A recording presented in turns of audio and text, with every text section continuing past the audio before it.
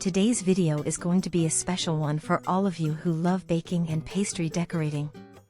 In this video, I'm going to take you behind the scenes and show you how I completed 3 large custom dessert orders.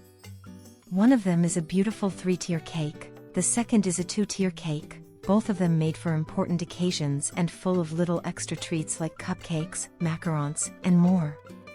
I'll show you everything from the base of the sponge cakes to all the details and decorations, and I'll be sharing lots of tips and tricks to help you stay organized and efficient in the kitchen, especially when you're dealing with big orders.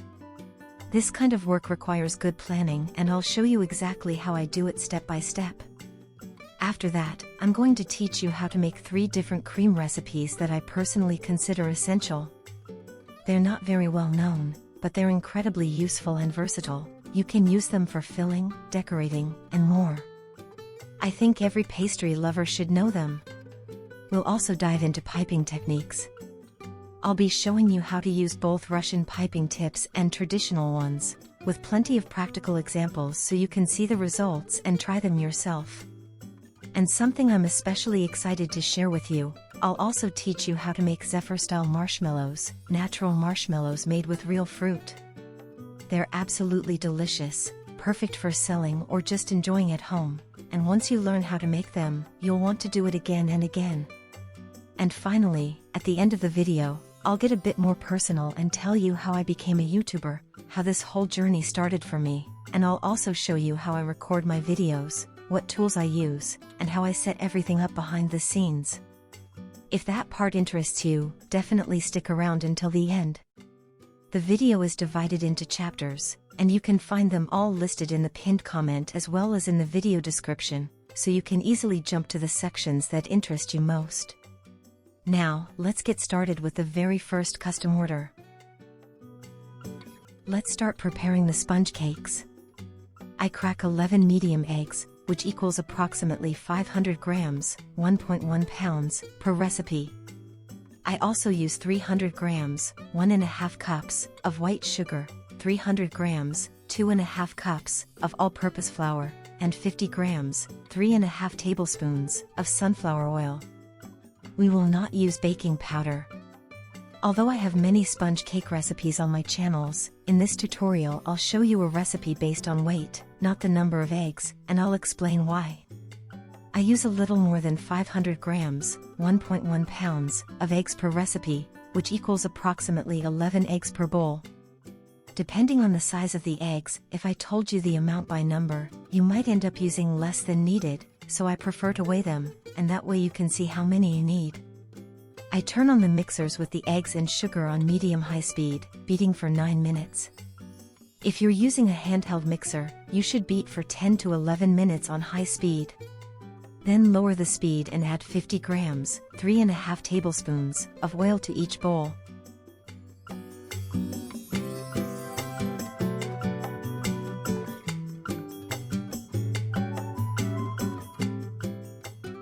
Once added, turn off the mixer and add 300 grams, 2.5 cups, of all-purpose flour, sifting it in batches, 300 grams per bowl. Gently stir with folding motions from bottom to top.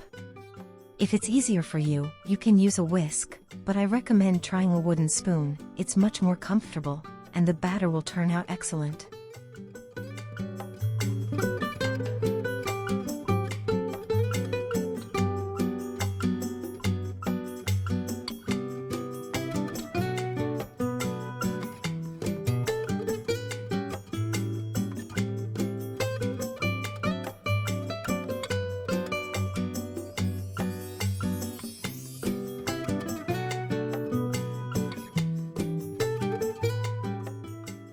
My oven is already preheated to 160 degrees Celsius, 320 degrees Fahrenheit.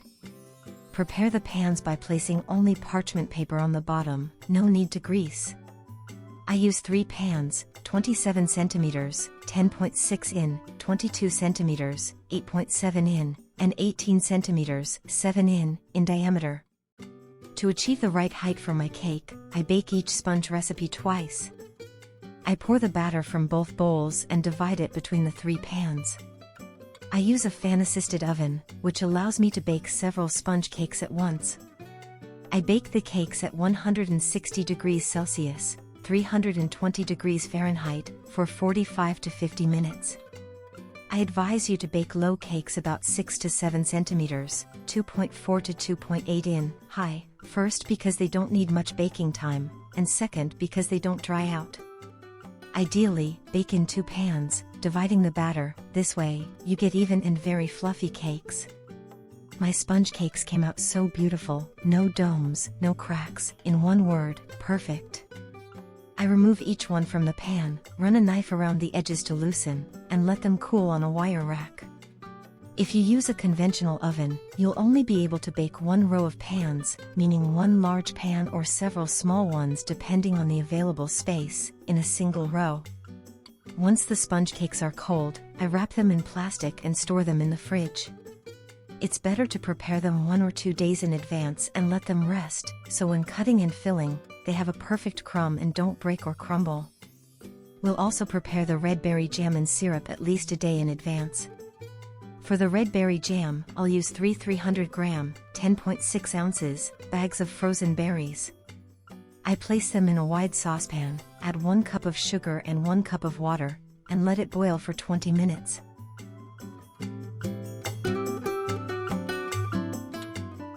In another saucepan, I prepare the syrup by adding 2 cups of water and 1 cup of sugar. I also add a generous tablespoon of vanilla extract, let it boil, and it's ready. I recommend preparing everything in advance so you can work more comfortably, without stress or rush. Now I take the sponge cakes out of the bags.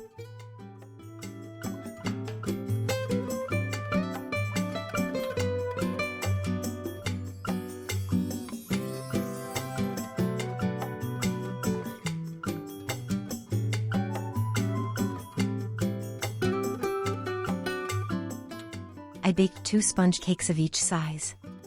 To cut them, I use a special tool, but if you don't have one, you can use a long serrated knife. Cut the layers to the thickness you prefer. In my case, I cut each slice to 2 centimeters, 0.8 in, thick. For each tier of the cake, I will use 5 sponge layers.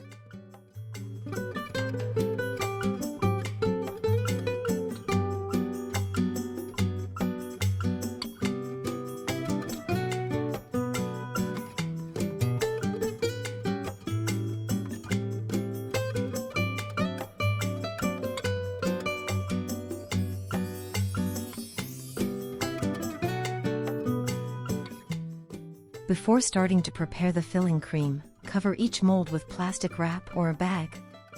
This way, you'll assemble the cake inside the mold more easily and work much more comfortably. Now I have everything ready. I advise you to work in an organized way, as that's the most important thing. Prepare everything in advance, clear the table, and leave only what you'll be using at the moment. Keep everything clean and organized.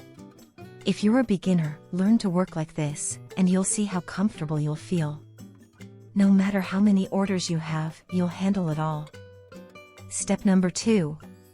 Second day of work. Add 1 liter, about 4.2 cups, of cream in each mixer bowl.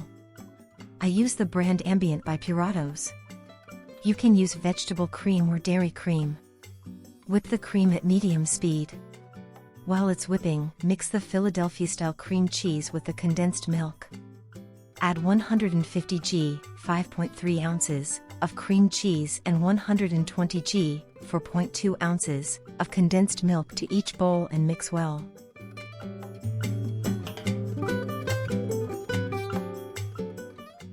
Prepare the berry and Oreo creams once the cream is firm.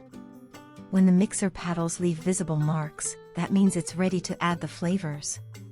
In one bowl, add 5 to 7 tablespoons of berry jam. In the other bowl, add about 7 tablespoons of crushed Oreos, including the filling. Mix gently just until the ingredients are integrated, without overbeating. Look at this cream, that texture, friends. It's a real delight. One better than the other.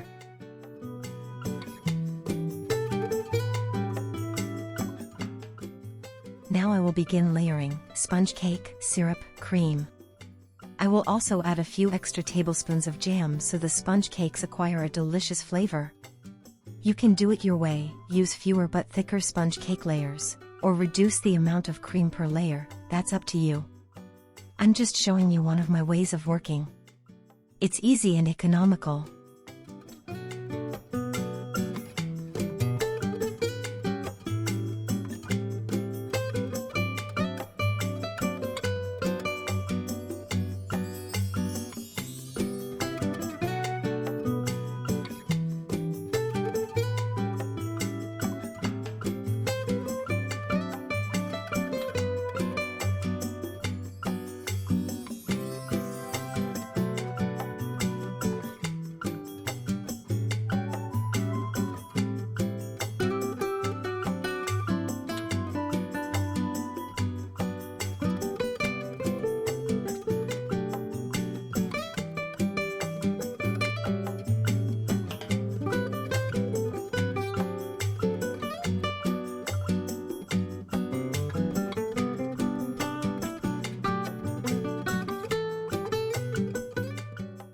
Once all the layers are assembled, I top them with the last sponge cake, add a bit more syrup, and cover them with plastic wrap or a bag.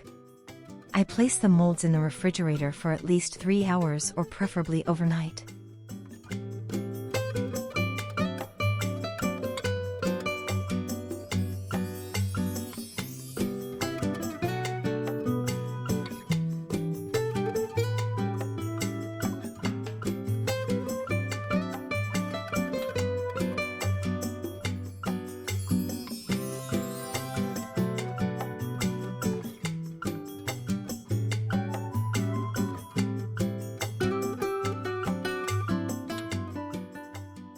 Step 3 and final. We prepare the cream to decorate each tier. First, I'm going to cream 500 g, 17.6 ounces, of unsalted butter, although for this recipe I'll only use half to cover one tier. The butter should be at room temperature, soft like a pomade. It needs a long beat at medium-high speed for 15 minutes until it whitens and doubles in volume.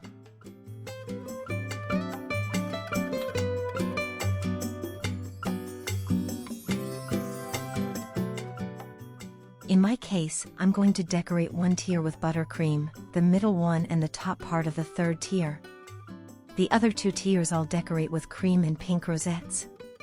After 15 minutes of beating, I add 300 g, 10.6 ounces, of condensed milk in a thin stream and continue beating for 2 more minutes.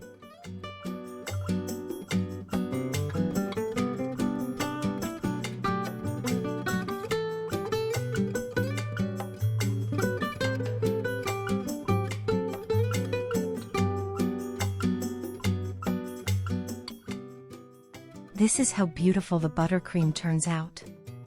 I transfer it to another bowl and now prepare some fondant decorations.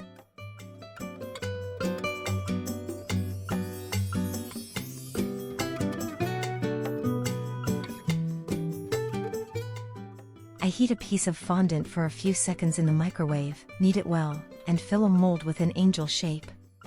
I press firmly and place the mold in the fridge for 10 minutes.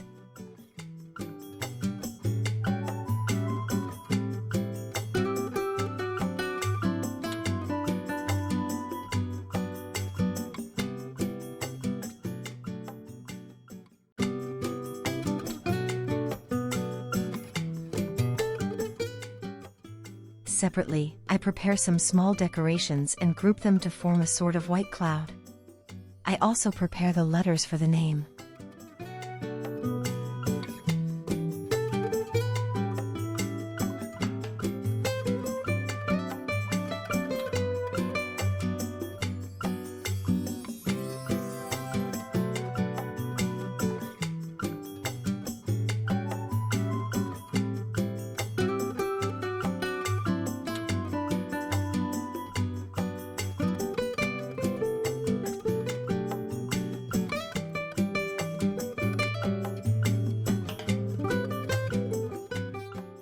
Then I prepare the main cake base, which is a 40 by 40 centimeters, about 16 by 16 in, board with a hole in the middle where I will insert the central rod that firmly supports the 3 tiers.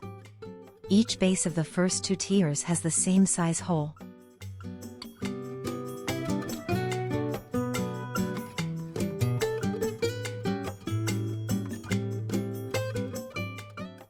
Now I prepare the second cream for decorating, which is the cream. You can use any brand or type you prefer, or try the one I recommend. It's excellent and, in fact, I use almost the same ingredients and brands in all my tutorials. I add 1 liter, about 4.2 cups, of cream and whip it for 2 minutes.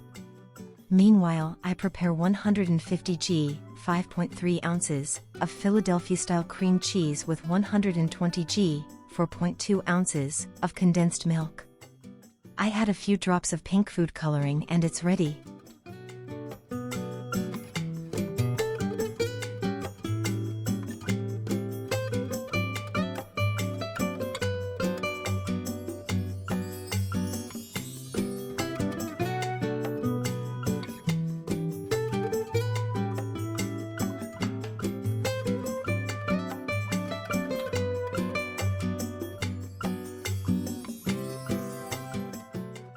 Now we are at the final and most important step of our work, assembling the tiers and decorating. I set aside a couple of tablespoons of white cream that I'll use at the end for decoration, and to the rest of the cream I add 3 or 4 drops of pink gel food coloring. This is how the 2 creams look, firm and perfect for covering and decorating with piping tips. Here I'll show you a trick or give you a tip. I set aside several spoonfuls of cream to apply the first layer on each tier. I do it this way because the first layer usually has crumbs, and this way I avoid staining the cream or filling it with crumbs.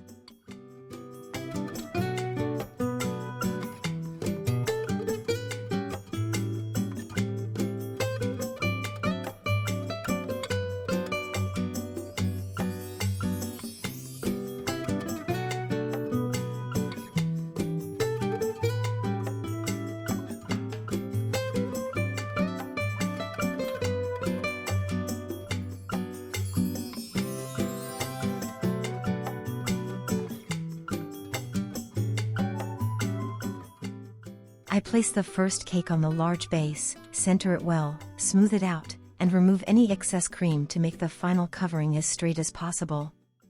Then I apply a generous layer of cream.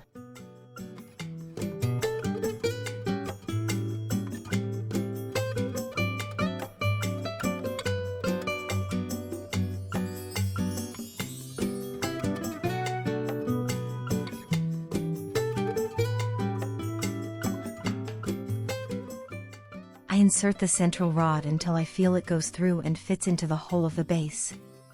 This way I make sure my cake is very well secured. Now I'm going to cover the middle tier. I place it on the base that already has the hole, apply the first buttercream layer, the crumb coat, smooth it out a bit, and take it to the fridge to firm up.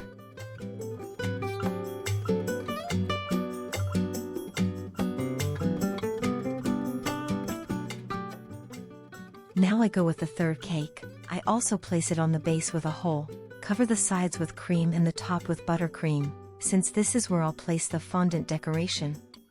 This way the decoration stays perfectly in place without the risk of moving or softening from contact with the cream.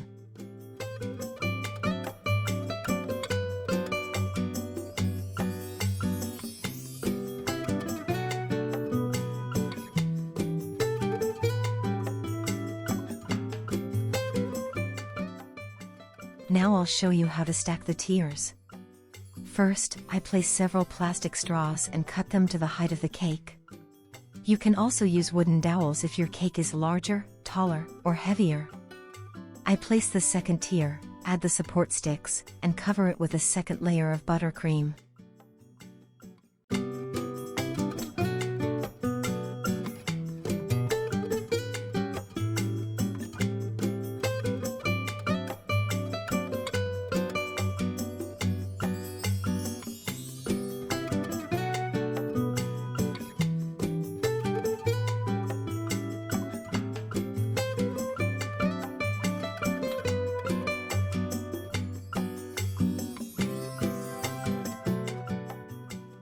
Once the second level is smoothed out, I place the third cake and prepare the piping tips with the pastry bags. To make the rosettes, I'll use the most well-known piping tip in the baking world, the Wilton 1M tip. For the final design with the white cream, I'll use the 2D tip.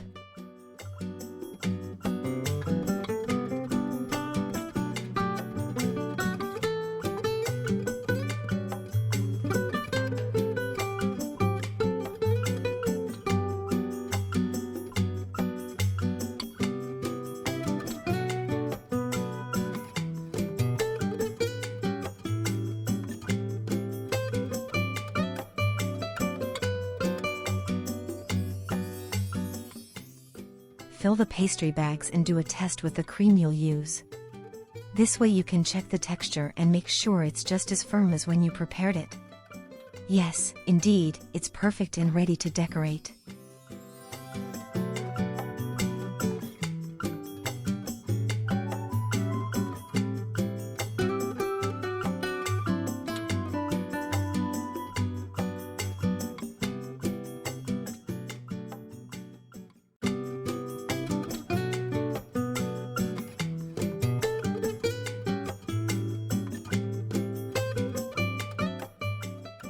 Make rosettes like this on the 2 tiers or create the design and decoration you like best. I'm just giving you an idea and guiding you to achieve a 3-tier cake.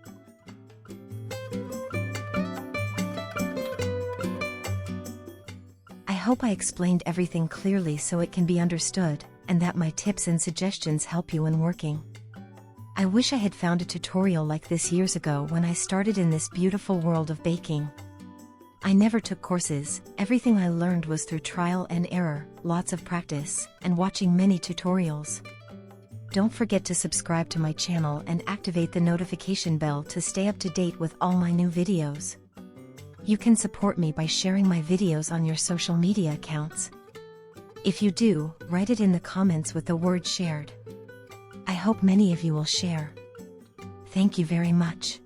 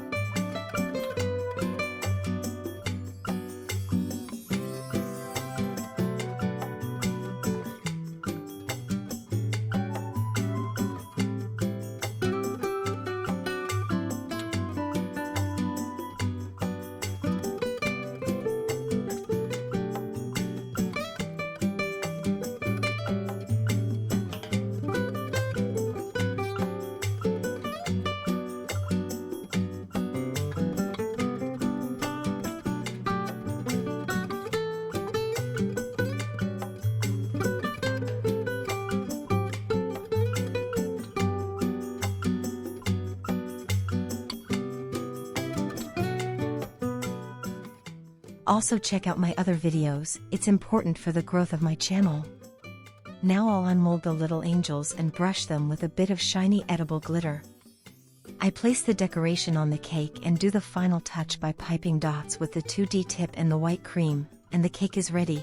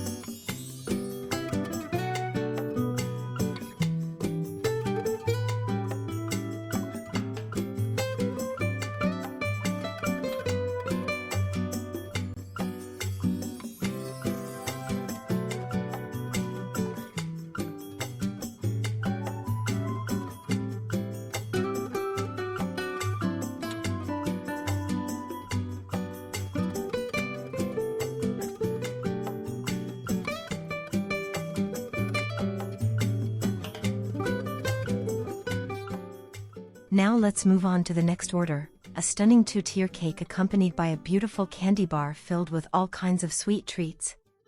So don't go anywhere, this might just inspire your next celebration. We start with the sponge cakes. Today we begin with the base of our cake, the sponge cakes. For this recipe I will prepare two mixtures at the same time, one with a professional mixer and the other with a common, affordable hand mixer. In each bowl I place 10 eggs, which is approximately 500 grams or 17.6 ounces, and 300 grams of sugar, about 1.5 cups. At this point I activate a timer, because I want to help you visualize the exact beating time. We beat for 9 minutes with both mixers at the same time.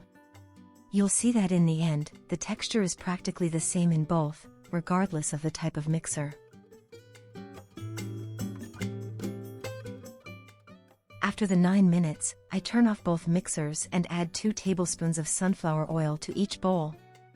You can use any oil you prefer, as long as it has a mild flavor.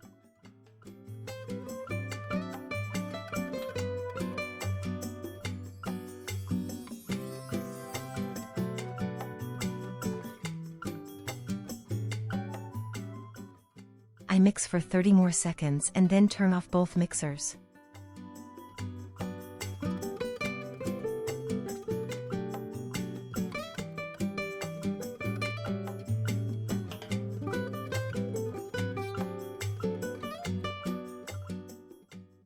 Now it's time to add the flour.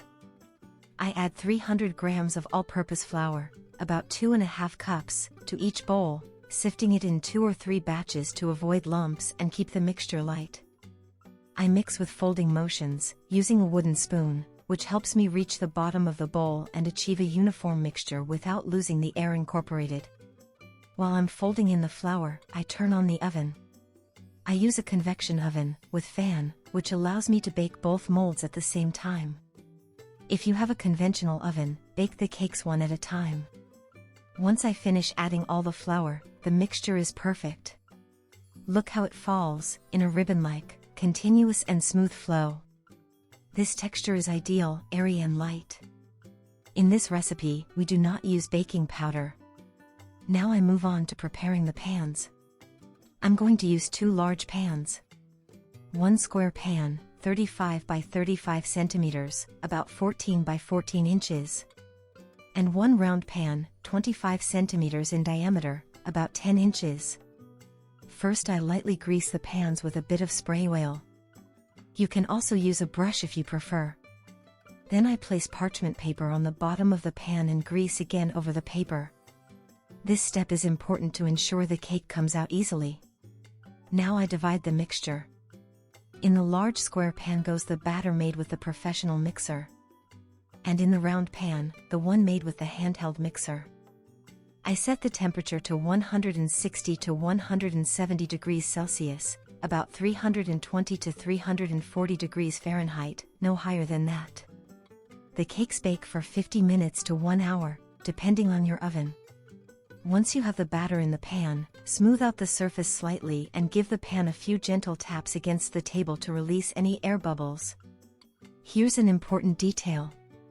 The square pan, being larger and wider, has a thinner layer of batter. So it bakes much faster. It will be ready in about 25 to 30 minutes. So if you are baking both pans at the same time, keep a close eye on the square one because you'll need to take it out of the oven earlier.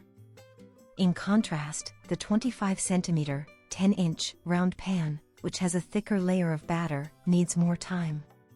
This one will take about 50 minutes to bake completely. Once the sponge cakes are ready and baked, I carefully remove them from the molds and let them cool on wire racks.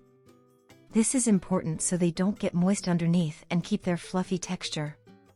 Now, I want to show you something else.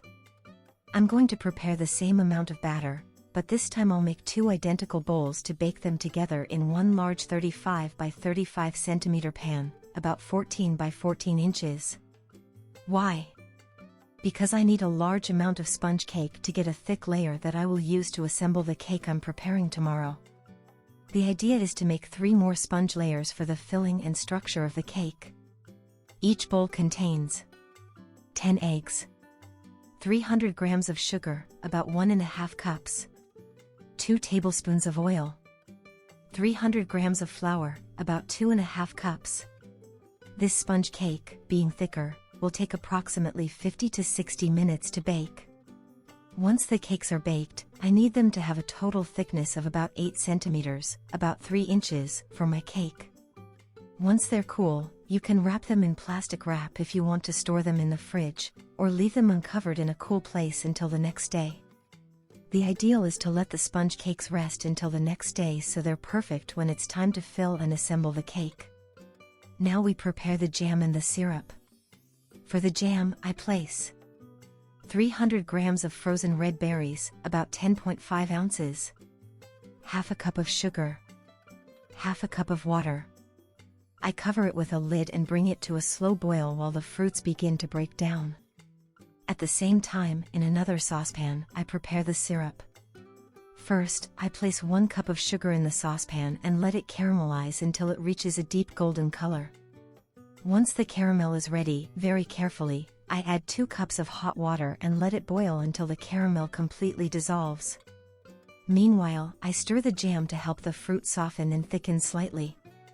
When both the jam and syrup have boiled, I turn off the heat, cover them, and let them cool. I'll save them until the next day. This way, they develop more flavor and will be perfect for assembling the cake.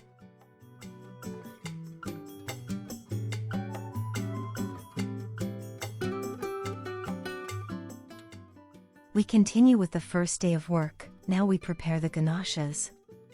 I start by weighing 500 grams of white chocolate, about 17.6 ounces, and 500 grams of dark chocolate, about 17.6 ounces. In my case, I use compound chocolate, but you can use whichever type of chocolate you prefer, couverture, real chocolate, or baking chocolate. Next, I add 500 grams of dairy cream, about 2 cups, also known as heavy cream or whipping cream depending on your country, to each saucepan, and bring them to a boil.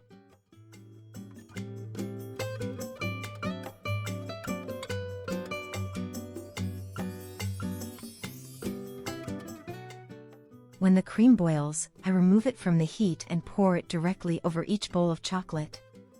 One over the white chocolate and the other over the dark chocolate. I let them sit for a few seconds so the heat starts melting the chocolate naturally.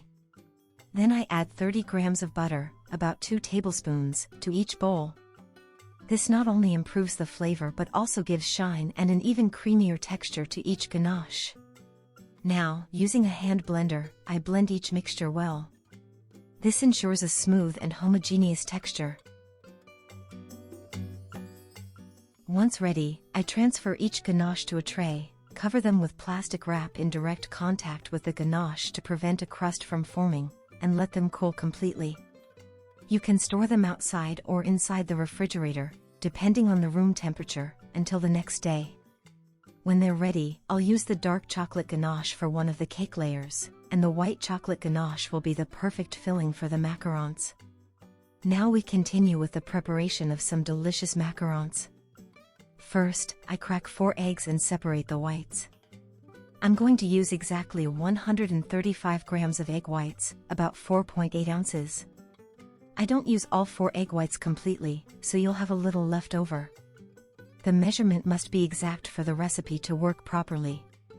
Separately, I weigh 190 grams of powdered sugar, about 1½ cups, and 190 grams of ground almonds, about 1 3/4 cups. I place both ingredients in a food processor. I also weigh 190 grams of granulated white sugar, about 1 cup, which I'll use to make the meringue. I blend them to make the mixture very fine and combined. Then I sift the mixture and set it aside.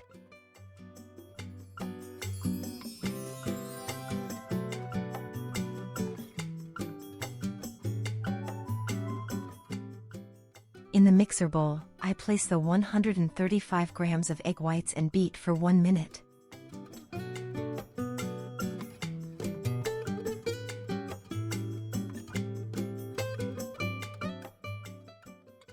After that minute, I add the 190 grams of white sugar and continue beating until I get a very firm and glossy meringue. Once the meringue is ready, I add all the sifted almond and powdered sugar mixture in one go.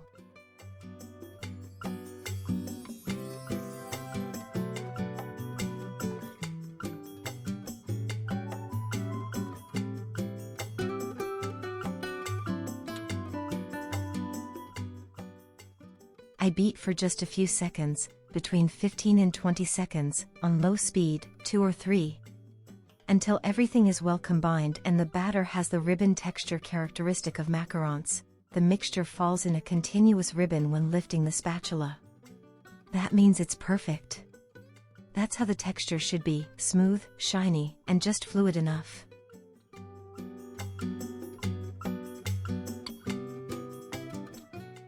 I prepare a large piping bag with a round tip. I use Wilton tip number 12. I place half of the mixture into the bag and set aside the other half.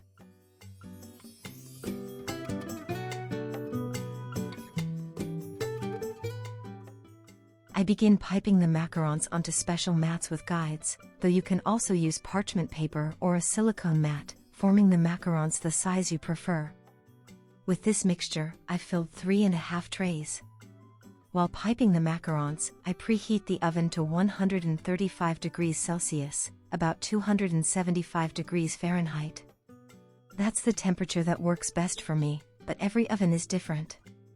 If this is your first time making them, I recommend starting with this temperature and adjusting it as needed on your next attempt. You can raise the temperature to 140 degrees Celsius 284 degrees Fahrenheit or lower it to 120 degrees Celsius 248 degrees Fahrenheit if needed depending on your oven. I use a convection oven with air, and I can bake up to 4 trays at once. If you're using a static oven, bake 1 tray at a time. Once I have each tray piped, I gently tap it against the table to eliminate any air bubbles. Important, I do not let the macarons dry. As soon as I finish piping the last tray and the oven is preheated, I place them directly in the oven. I bake at 135 degrees Celsius 275 degrees Fahrenheit for exactly 20 minutes. Afterwards, I turn off the oven and leave the macarons inside, without opening the door, for about 30 to 45 minutes, until they cool completely. Once cooled, I unmold all the macarons. They're perfect. I fill some with dark chocolate ganache, but most of them I fill with white chocolate ganache, which pairs beautifully with the soft and delicate shells.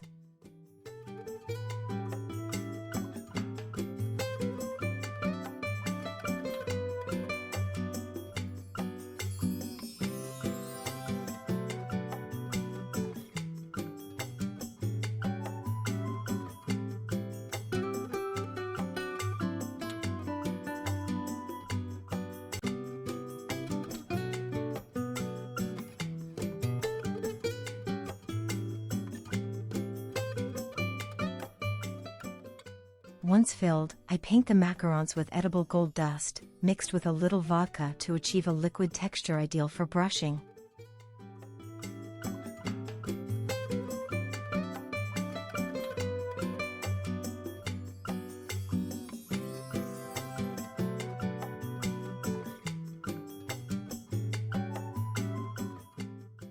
Second day of work.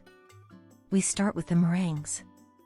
I use 4 cups of white granulated sugar, about 800 grams or 28 ounces, and 2 cups of egg whites, about 480 milliliters or 16.2 fluid ounces, which equals approximately 15 egg whites, depending on their size. I already have a pot with boiling water ready, and in the stand mixer bowl, I add the egg whites and sugar. I stir a little before placing it over the double boiler.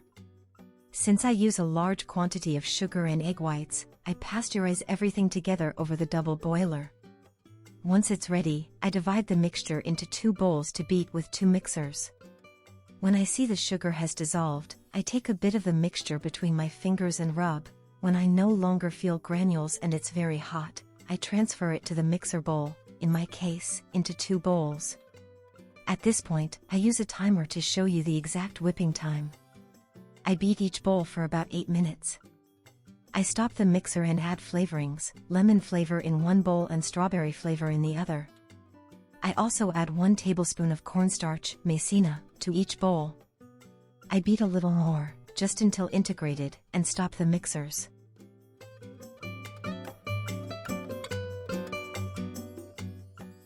Look at this meringue, perfect, firm, shiny, such a beautiful texture.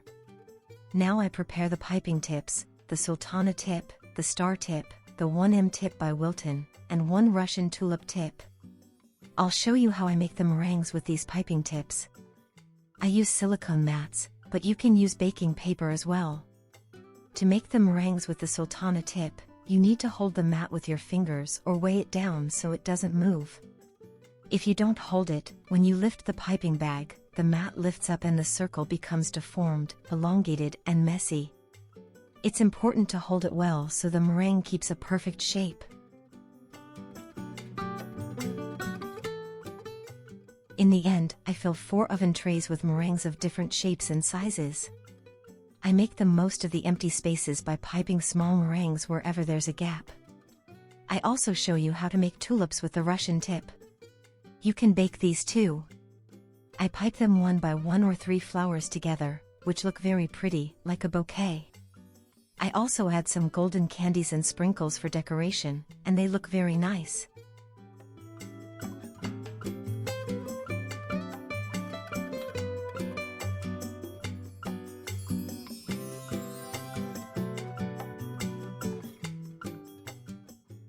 I dry them in a convection oven at 90 degrees Celsius 194 degrees Fahrenheit for 90 minutes. My usual advice is to place a kitchen towel in the oven door so it stays slightly open. This allows the steam to escape and the meringues become crunchier and dry better.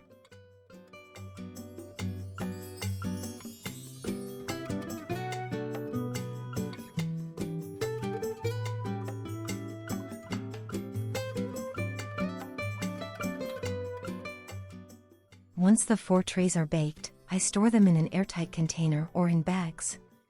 It doesn't matter if they're warm or cold, they store the same. If there's humidity in the air, don't leave them outside because they'll get sticky fast. That's why I recommend storing them in airtight containers or bags. If you don't have an airtight container, just place them in a well-sealed bag and that's it, they'll stay perfect.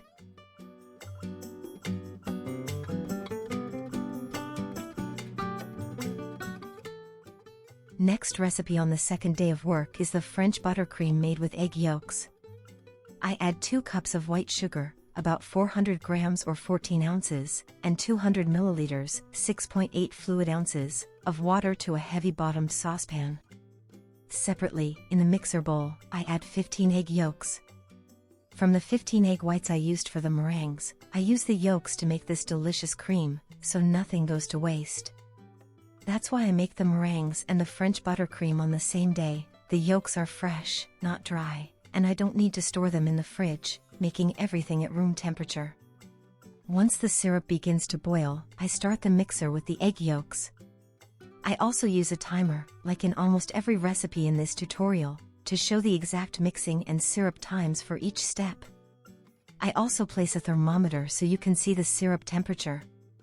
It needs to reach between 112 degrees Celsius and 114 degrees Celsius, 233.6 degrees Fahrenheit to 237.2 degrees Fahrenheit.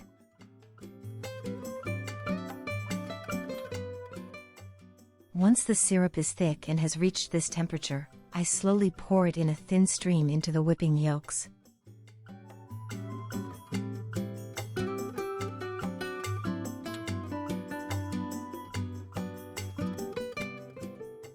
I let it beat for a few more minutes at high speed until the mixture cools slightly and the yolks with the syrup drop to about 40 degrees Celsius 104 degrees Fahrenheit, which is when I begin to add 700 grams, about 25 ounces or 3 sticks, of room temperature butter, cut into cubes.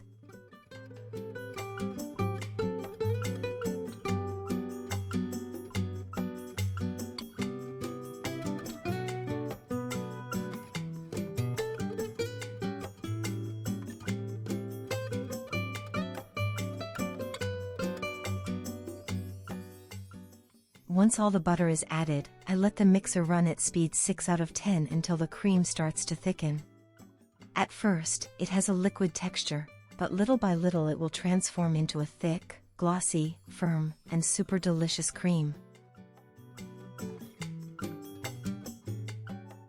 I store the cream in a bowl covered with plastic wrap to preserve it and use it the next day to decorate the cupcakes.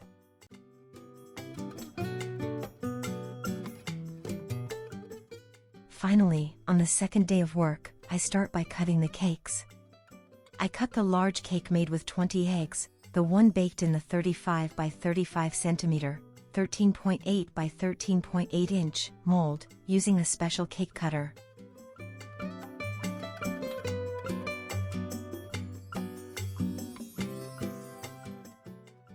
I get 3 slices, each 1 centimeter, 0.4 inch, thick.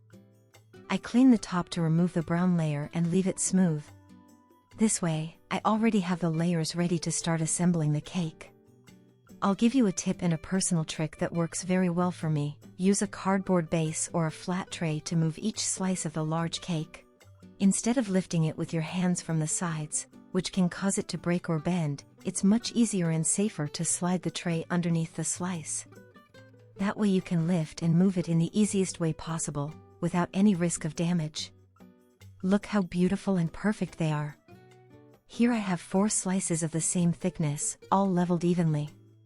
I store them, and now I'm going to cut the 25 centimeter, 10 inch, round cake we made with the hand mixer.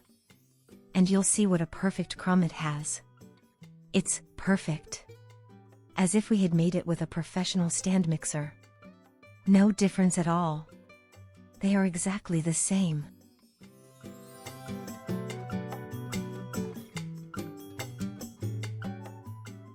I cut 4 slices. I bring everything together and show you, 4 slices from the large cake and 4 slices from the smaller one. That's it, this step is done. Here I show you the base, which is very, very important for a multi-tiered or heavy cake. It's the most important thing. When you have to move the cake, you need to be sure the base is thick, sturdy, and secure. Here I show you the base I'm going to use. It's 40 by 50 centimeters, 15.7 by 19.7 inches, and 1.2 centimeters, 0.5 inches, thick. Now I'm going to cover each mold with plastic wrap. This is also one of my favorite methods to work with. I cover the mold and leave a bit of plastic hanging over the edge so that when the cake is filled, I can wrap it properly. This way I can store it in the fridge in the safest and most complete way for the next day. Here I'm going to crush a package of Oreo cookies, filling included. I crush them well and set them aside for now. Now I'm going to whip the cream. I use 1 liter, 34 fluid ounces, of very cold Puratos ambient whipping cream. I place it in the mixer bowl and whip until it's almost stiff. While the cream is whipping, I prepare 300 grams, 10.5 ounces, of cream cheese, like Philadelphia, and 150 milliliters, 5 fluid ounces, of sweetened condensed milk. I mix them, and once the cream is nearly stiff, I add the cheese and condensed milk mixture and continue whipping until it's very firm. I really like the texture that results from the combination of cream cheese and condensed milk. It gives a divine flavor.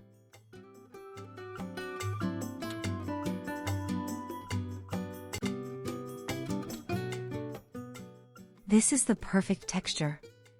Now I divide the cream I've made into 2 halves.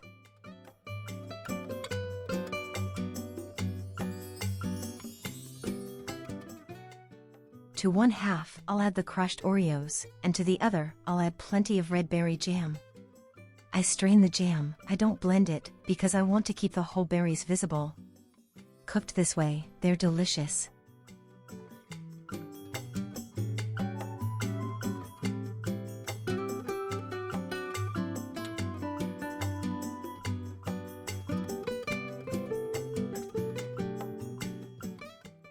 And now I have 2 fillings.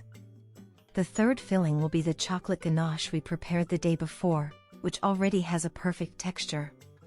Now everything is ready: syrup, jam, the 3 fillings, the sliced cake, and the molds prepared. I recommend working like this, organized, clean, and with everything ready in advance. This way, you'll work calmly, stress-free, and everything will turn out perfectly. Now I begin assembling the 2 cakes. First, I place a cake slice in each mold and add the caramel syrup we made.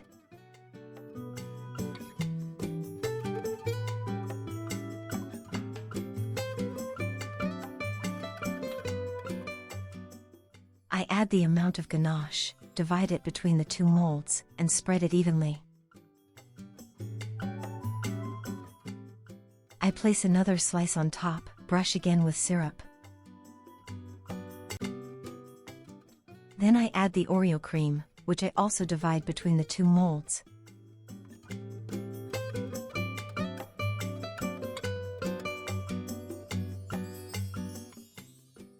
I place another slice, brush with syrup, and for this layer with red berries, I'll add 2 or 3 tablespoons of jam.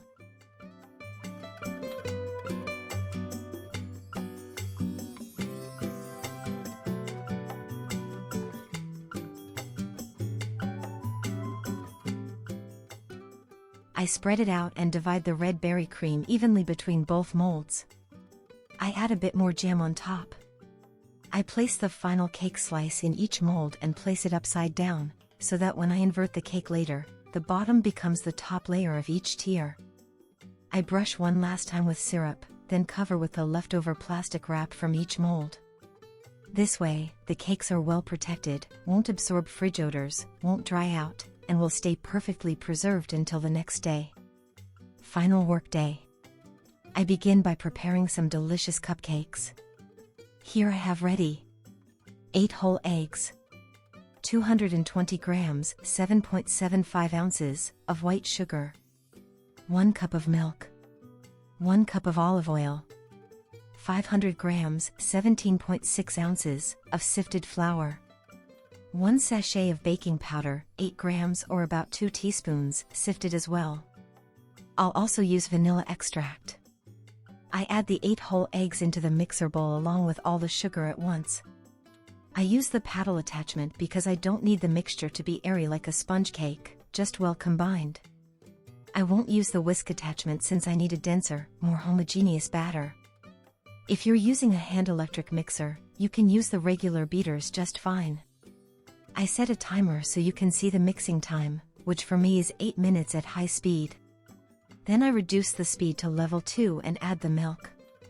Next, I add the oil and continue mixing on low speed. I add a teaspoon of vanilla extract, then gradually add the sifted flour along with the baking powder, always mixing at low speed so the batter stays smooth and lump-free, without overmixing. After 10 minutes of mixing, the cupcake batter is ready. I'm going to bake several batches of large cupcakes and 2 batches of mini cupcakes. The oven is preheated to 170 degrees Celsius 338 degrees Fahrenheit with top and bottom heat. I'll bake each batch for 20 to 25 minutes, then let them cool on racks so they don't get soggy. I place both the large and small cupcakes on cooling racks and let them rest for a couple of hours before decorating.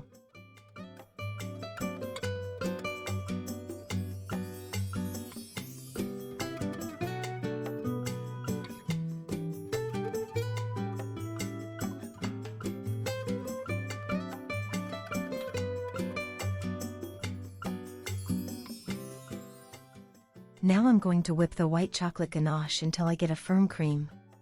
I like this texture for filling ice cream cones. I'll add 1 more cup of very cold Puratos ambient cream to this ganache and whip everything together until it's firm enough to hold its shape when decorating. When I have the cream ready, I place it in a very large piping bag fitted with a 1E nozzle.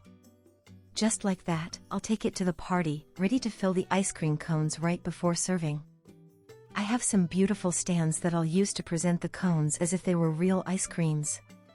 It's a fun, different, and charming idea, perfect for brightening up the dessert table, especially for the children.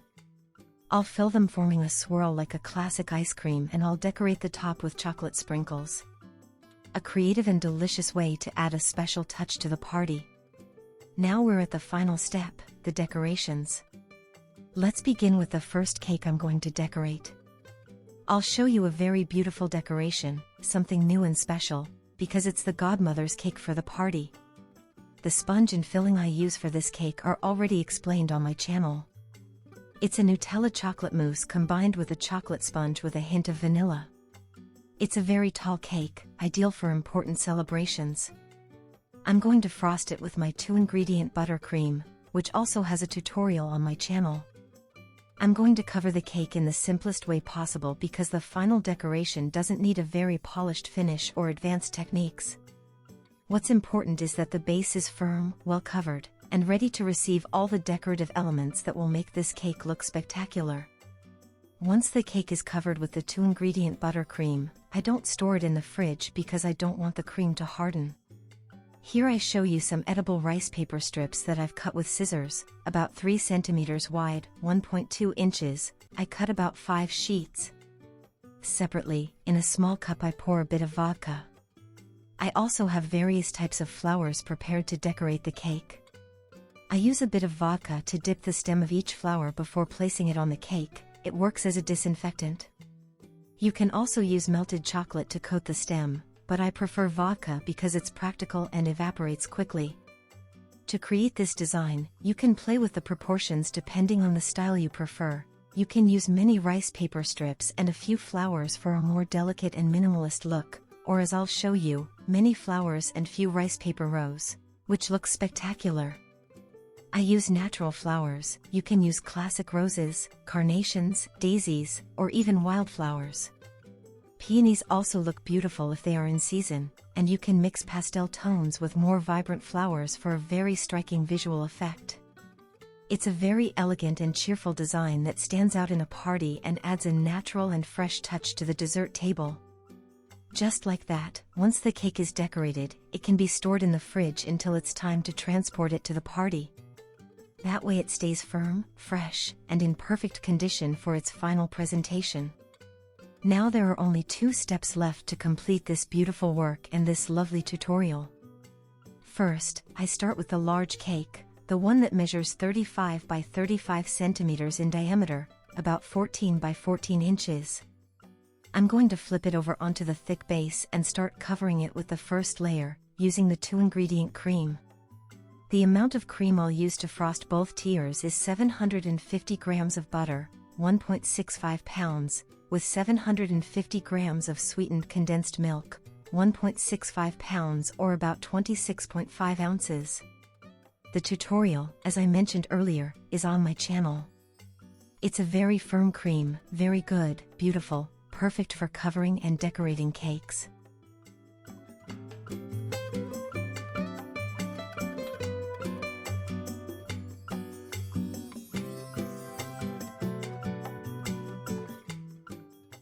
I'll apply a thin first layer, the crumb coat, and place the cake in the fridge for 15 minutes. Meanwhile, I'll do the same with the 25 centimeters cake, about 10 inches in diameter. But here I'll show you something. I'll flip it onto a base that already has a hole made for the central dowel I'll place to support the stacked cakes. I'll do the same with the 25 centimeters cake, apply the first layer of buttercream, the crumb coat, and put it in the fridge.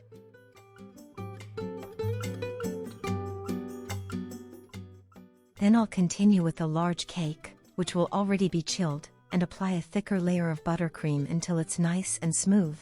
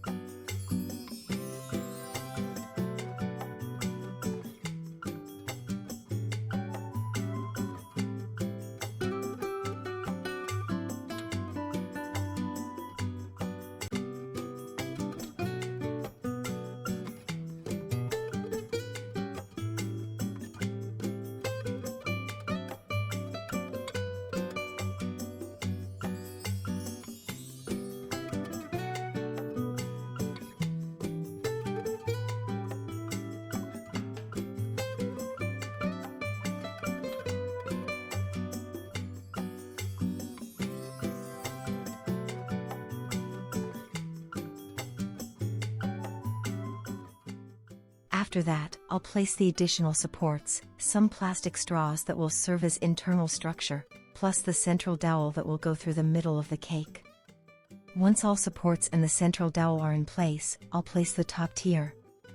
And here I want to show you something important. If you look closely, when I place the top tier, since it only has a thin layer of buttercream and its base is also very thin, it bends slightly and cracks. That's exactly what I mean when I insist on the need for a thick and firm base. The cream is excellent and, in principle, the cake shouldn't crack. But for everything to work perfectly, the base has to support it. It's a set. The cake structure depends as much on a good cream as on a good base. I'm going to apply the second layer of buttercream, this time a more generous layer to leave the surface very smooth and even. Once it's completely smooth, it'll be ready for the next step, the final decoration of the cake. Now I'm going to prepare a very special plaque with the baby's name, Alex, a sweet name for a lovely baby. This plaque will be the main detail of his baptism cake, so I want it to look very pretty and delicate. For this, I'll use white fondant, which I'll roll out carefully until I get an even thickness.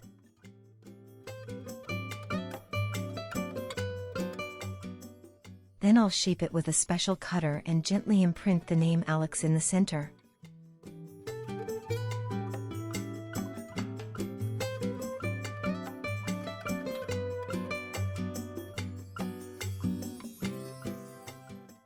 To highlight the name and give it an elegant finish, I'll trace it with edible gold dust diluted with a little vodka, and with a fine brush I'll paint each letter. The result will be a luminous, personalized plaque, perfect to crown this meaningful cake. A tender detail to celebrate such a special day. To continue decorating the baptism cake, I'll use some very delicate and elegant white natural flowers. As always, before placing them on the cake, I briefly dip the stems in vodka to disinfect them. To this floral decoration I'll add some edible white pearls, which bring a touch of shine and sophistication, and some macarons from the same dessert table, which I'll also use as decorative elements. To give the final touch, with a fine brush I'll add some golden brush strokes, delicate lines or soft marks, using edible gold powder diluted in vodka. This subtle and luminous detail will give a special and festive finish, perfect for a celebration as meaningful as Alex's baptism. Now I'll show you how much the cake weighed, 11 kilos and 150 grams, about 24.6 pounds. Due to its height and volume, it doesn't fit in a traditional box with a lid. So I'll show you how I prepare it for transport in a safe and practical way. I'll use a low box as the base and, since the lid cannot be used, I'll reinforce the four corners of the box with rectangular cardboard pieces cut to size. I'll staple these pieces firmly both at the bottom and top of the lid, creating a kind of frame or structure around the cake. Then, to close the whole thing and fully protect the cake, I'll wrap the entire perimeter with plastic wrap. This creates an improvised but firm box, sealed from dust, air, and any possible bumps, ideal for safely transporting such a delicate and heavy cake. And now, we've reached the last step. I'm going to decorate the cupcakes with two delicious creams I saved from the day before, a French cream and a Swiss meringue buttercream with red berries. They look beautiful, very delicate. To decorate them I used different piping nozzles. The 1M from Wilton, ideal for making rosettes and swirls. The 125 tip to form petals. And a star tip to give them an elegant finish. I decorate the large cupcakes with various designs, and the mini cupcakes I leave simply with a pretty rosette made with the 1M tip. They look charming. Once decorated, I store them all in boxes and I have everything ready to set up the dessert table with lots of love. And with this, I finish this tutorial. I truly hope you liked it, that you enjoyed watching each step, and especially that it inspired you or encouraged you to create something similar. Up next, we're going to create a super colorful and beautiful candy bar. It's somewhat similar to this one, but stick around, you're bound to pick up some great tips and tricks. Add 200 g of egg whites, 7 medium egg whites or about 7 ounces. Beat for 2 minutes until they foam slightly. As you can see, I placed a timer to help you know how long to beat the French meringue until you get a firm and glossy texture. Add 1 teaspoon of vanilla extract and 285 g of granulated sugar, 18 tablespoons or 1½ cups. The ingredient amounts in this recipe are given in grams and tablespoons, but I recommend measuring them with a kitchen scale if possible instead of using tablespoons, because variations in quantity can affect the final result. In total, it's 8 minutes of whipping for this amount. If you're using a hand mixer, you might need a bit more time.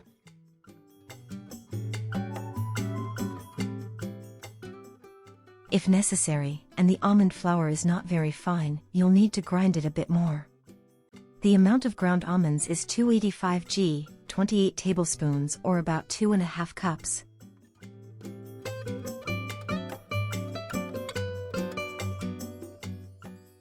Add 285 g of powdered sugar, 20 tablespoons or 2¼ cups, and mix to combine the almond flour and powdered sugar.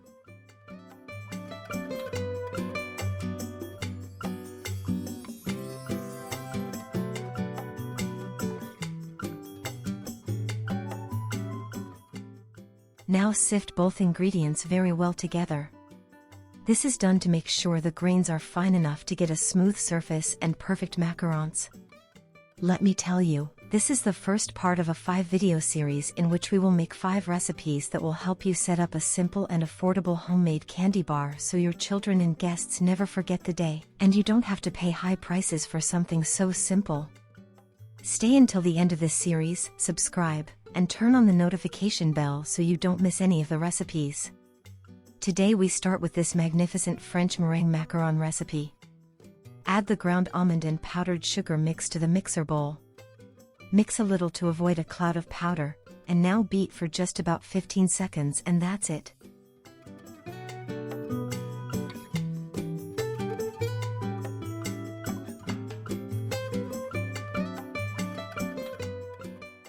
See how in just a few seconds of mixing the consistency changed?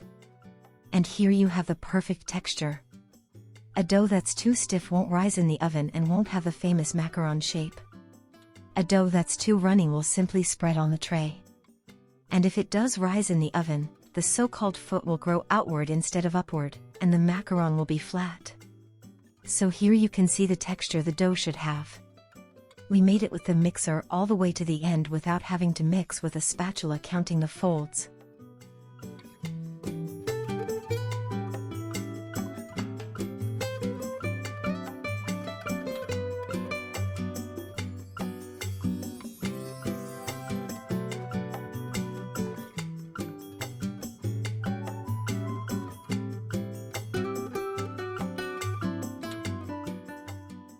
If you want to make 2-color macarons like I do, prepare the mixture in 2 bowls and add gel food coloring. Add the amount of coloring depending on the tone you want. I add 2 drops of coloring to each bowl. If you want to make the macarons in just 1 color, you can also add the coloring when you're whipping the French meringue.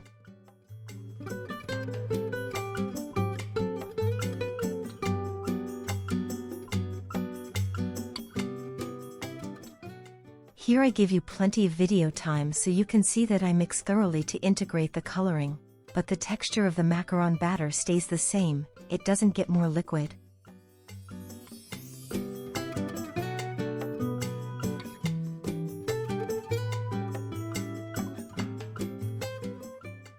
Transfer the macaron batter to a piping bag with a round tip.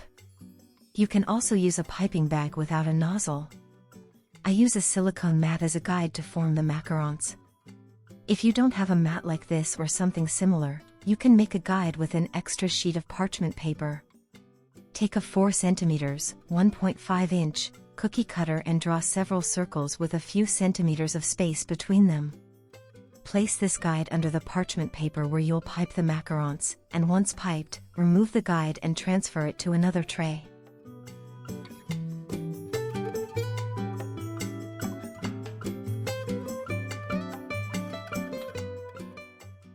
When you finish filling the tray with macarons, tap the tray, lift it and let it drop on the work surface. This is done to release the larger air bubbles in the batter and also to help the macarons settle on the tray. Preheat the oven to 135 degrees Celsius 275 degrees Fahrenheit while you're piping the macarons, about 10 minutes before baking. I'll show you a different way. Once the macarons are piped, I put them straight into the oven without drying them first. Bake them for 20 minutes at 135 degrees Celsius 275 degrees Fahrenheit. My oven is convection with fan, and I can bake all 4 trays at once. If your oven has top and bottom heat, bake the trays one at a time. Turn off the oven and let the macarons cool completely for at least 30 minutes before trying to peel them off. However, if you live in a place with high humidity, more than 50%, I recommend storing the trays in an air-conditioned room or placing a fan directed at the trays to remove some of the moisture, and then bake them. In this recipe, I use a white chocolate cream, but you can find many other creams on my channel and use the one you like the most. Here's a list of creams for you to choose from. Here I show you how to build the macaron tower for the candy bar. It looks spectacular. I bought this plastic tower for the macarons on Amazon, but you can find it in various baking supply stores. You could also set it up in cardboard boxes or arrange it in different ways. But the way I'm showing you here looks really beautiful, to be honest, and plastic towers aren't very expensive. Now I'll show you how to make Swiss meringue and how to get crispy, delicious, and perfect meringues and kisses for your homemade candy bar.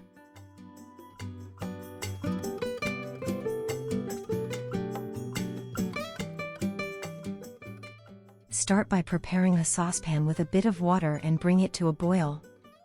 Place a bowl over it that fits snugly over the pan. Add 250 g of egg whites, about 8 large egg whites or 8.8 ounces, and 500 g of granulated sugar, 2½ cups or 35 tablespoons. As you can see, I set a timer to make it easier for you when making this Swiss meringue, so you know how long each phase takes to achieve a firm and glossy Swiss meringue. Stir constantly while heating it in a double boiler, monitoring the temperature with a kitchen thermometer. If you don't have a thermometer, touch the mixture with your hand. You'll see the sugar is fully dissolved and the egg whites are very hot. Keep stirring without stopping, and don't let it go above 60 degrees Celsius 140 degrees Fahrenheit, as higher temperatures would cause the egg whites to curdle. Transfer the preparation to the bowl of a stand mixer with a whisk attachment and start beating at high speed until the meringue cools completely and is firm and glossy. Let me tell you, this is the second part of a 5-video series where we make 5 easy recipes that will help you create a simple and very affordable homemade candy bar. Subscribe and turn on the notification bell so you don't miss any of the recipes.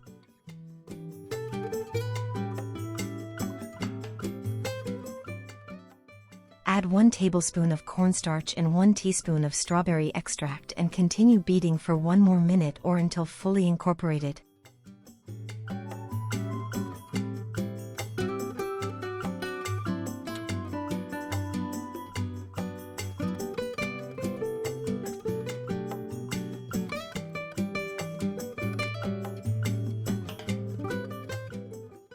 In total, it takes 14 minutes for this amount.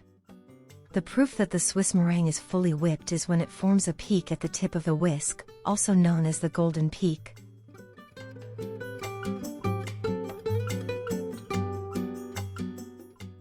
Divide the Swiss meringue into several bowls and add gel food coloring. I add a good amount of coloring because I want vibrant colors. If you're aiming for soft, pastel colors, 1 or 2 drops of coloring will be enough.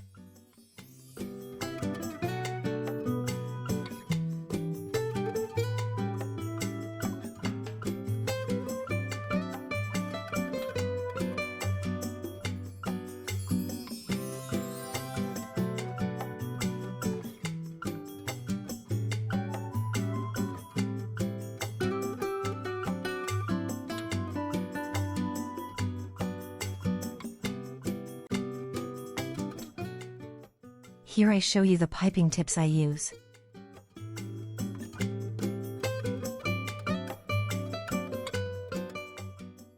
Preheat the oven to 90 degrees Celsius 195 degrees Fahrenheit while you're piping the meringues, that is, turn it on 10 minutes before placing the trays in the oven. Since every oven is different, as a general rule, meringues are baked at the lowest temperature. In my case, it's 90 degrees Celsius 195 degrees Fahrenheit for 90 minutes. What we're really doing is dehydrating the meringue, which is why it needs a long bake at low heat. If your oven's lowest temperature is still too high, you can place a kitchen towel in the oven door to leave it slightly ajar. I use a convection oven with fan and can bake all 4 trays at once. If your oven only has top and bottom heat, bake the trays one at a time. Subscribe to my channel if you haven't already, and if you are already subscribed, thank you so much. Leave me a comment saying which country you're watching from. Tell me if you liked this recipe and if my tips were helpful. Share this recipe with your friends, this way you'll help my channel grow. In today's tutorial, I show you how to make cute cake pops and ice cream cones and how to display them for your homemade candy bar using a simple shoebox. Come on, more beautiful and more affordable is impossible. Add 500 g, 17.6 ounces or 2 3/4 cups, of dark melting chocolate and 500 milliliters, 17 fluid ounces or 2 cups, of preheated non-dairy cream. It's important that the cream is very hot but not boiling. Mix well until the chocolate melts completely. Now add finely crumbled leftover sponge cake. You can also add crushed cookies or cupcakes if you have any leftovers and want to turn them into delicious ice cream cones.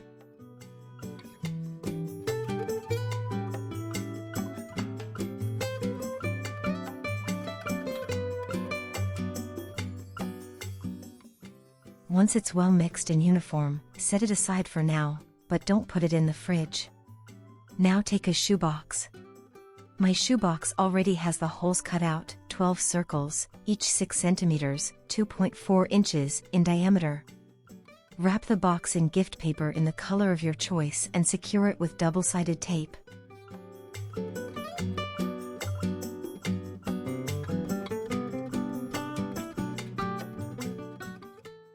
After wrapping the box, mark and cut each hole in a cross shape with scissors, and insert the 12 ice cream cones.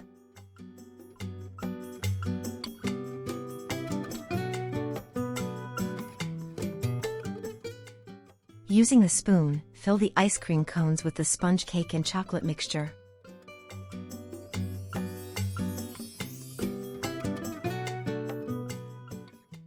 Now shape medium-sized balls and stick them on top of the ice cream cones. Let me tell you, this is the third part of a 5-video series where we make 5 easy recipes that will help you create a simple and very affordable homemade candy bar. Subscribe and turn on the notification bell so you don't miss any of the recipes. Also, form small balls for the cake pops.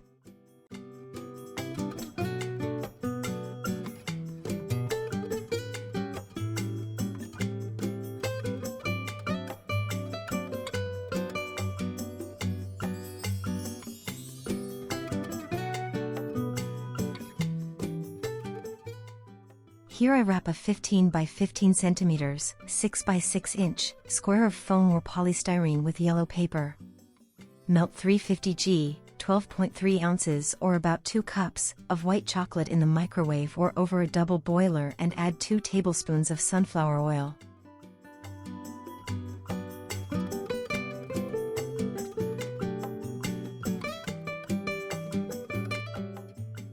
Mix well until it melts completely, and optionally add a few drops of white gel coloring.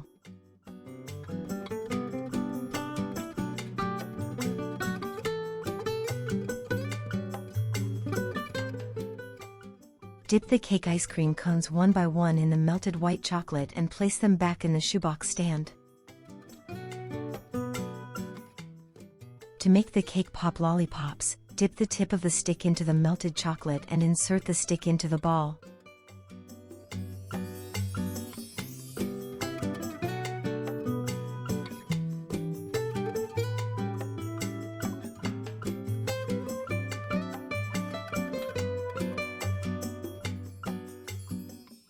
Now, place the ice cream cones and cake pop balls in the fridge for 20 minutes.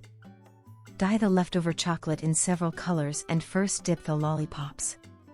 Decorate them with colorful sprinkles, add a small sugar ball on top, and place them in the styrofoam stand to dry.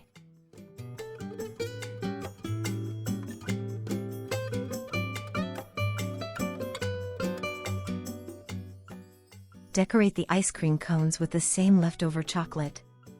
Transfer it into piping bags and decorate as you like. Now I'll show you how to make soft and fluffy cupcakes and how to decorate them with Swiss meringue buttercream in an easy and professional way so they look beautiful on your dessert table or homemade candy bar.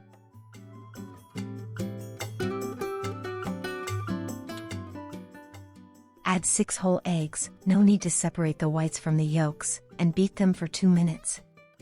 This preparation is done using the paddle attachment of the stand mixer, not the whisk. If you're using a hand mixer with beaters, it works just as well to achieve the right texture, you'll just need a bit more time mixing. As always, I use a timer to help you know exactly how long to beat for this quantity.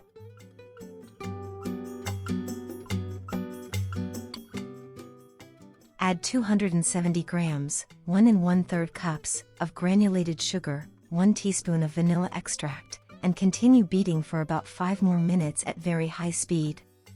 Subscribe to my channel if you haven't already, and if you're already subscribed, thank you so much. Leave me a comment telling me which country you're watching my tutorial from.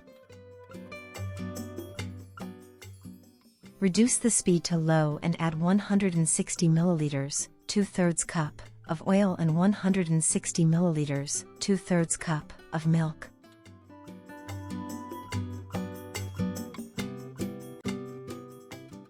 Mix 15 grams, 1 tablespoon, of baking powder with 370 grams, 2 3/4 cups, of all-purpose flour, previously sifted, and gradually add it to the mixture without stopping the mixer. Let me tell you, this is the 4th part of a 5-video series in which we make 5 recipes that will help you put together a simple and very budget-friendly homemade candy bar so your children and guests never forget the day, and you don't have to spend a fortune on something so simple. Stick around until the end of the series, subscribe and turn on the notification bell so you don't miss any of the recipes.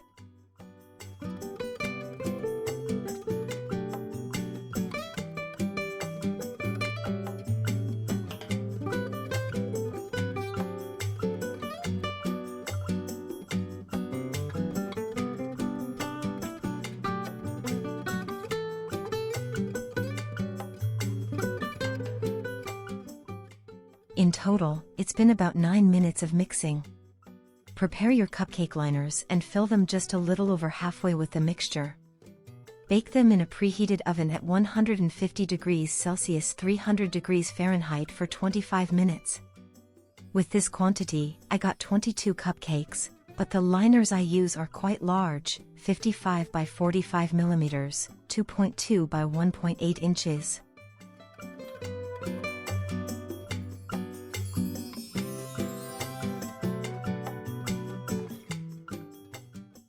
Look how pretty they are, so cute and easy to decorate.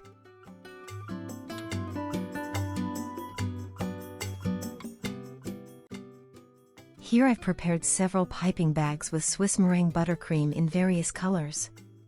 The tips I use are Wilton 1M, Wilton 2D, for B, 195, the 68-leaf tip, and 2 Russian tips for tulips and roses. I'll leave you the link for this Swiss meringue buttercream, and in the video description you'll find a list of all the creams so you can choose the one you like best to decorate your cupcakes. I also want to mention that I have 2 tutorials with Swiss meringue buttercream, one where I make it with a stand mixer and one where I use a hand mixer, where I give tips and tricks on how to enhance color without using too much gel food coloring. If any cupcake has a domed top, cut it with a knife to make it flat. You can also add a thin layer of cream before decorating. I personally like it like this, with this beautiful, easy, and elegant decoration that still lets a little of the cupcake show through.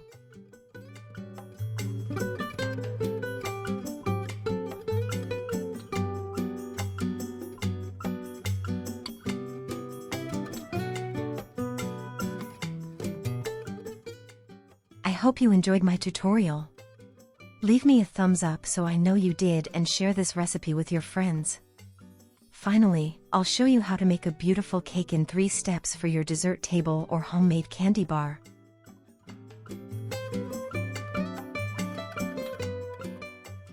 Step 1. We prepare a soft chinoise sponge cake to fill. Step 2. A delicious Oreo filling. Step 3. A firm and shiny Swiss meringue, perfect for decorating with a piping bag. Let's begin with the first step, the chinoise sponge cake with just 3 ingredients. Add 7 whole eggs to the bowl of the mixer and beat them for 2 minutes at high speed. As you can see, I start the timer, and this way I help you keep track of the approximate time needed for each phase, although it also depends on the power of your mixer.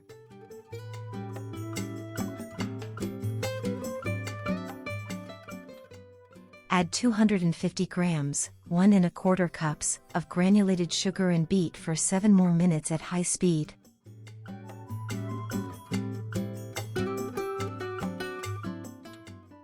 If you're using a hand mixer, you might need 2 extra minutes of beating, or until the mixture has tripled in volume. In total, that's 9 minutes of beating at maximum speed until you reach the famous ribbon stage, which is when lifting the whisk leaves a ribbon-like trail over the batter. Add 250 grams, 2 cups, of all-purpose flour and sift it right before adding. Besides soaking it in syrup and filling it, this chinoise cake can also be enjoyed as is because it has a fluffy texture and fantastic flavor. Mix using a whisk or spatula with gentle folding movements until all the flour is incorporated and there are no lumps.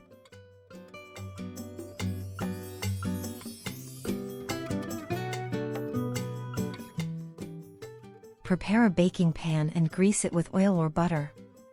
I use a 22 cm, 8.7 inch, diameter pan that's 7 cm, 2.75 inches, tall. Pour in the sponge batter and run a skewer through it to remove any air bubbles. If you want to make sure it unmolds perfectly, place a circle of parchment paper at the bottom and along the sides of the pan. Preheat the oven to 150 degrees Celsius 300 degrees Fahrenheit and bake the sponge cake for 45 minutes at that temperature. Unmold the cake and let it cool on a wire rack. To fill this sponge cake, I recommend letting it rest for 1 day wrapped in plastic wrap. This way it firms up and will be much easier to cut and handle.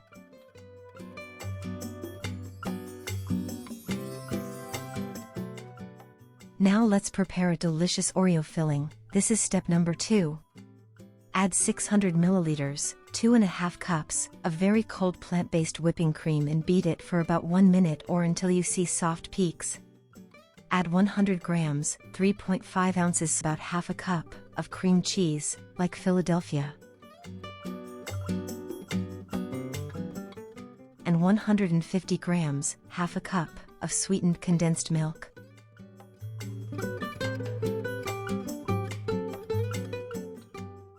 Beat for 1 more minute at medium speed or until the cream thickens and forms waves. Add 200 grams, 7 ounces, about 2 cups, of crushed whole Oreos and beat just until fully combined.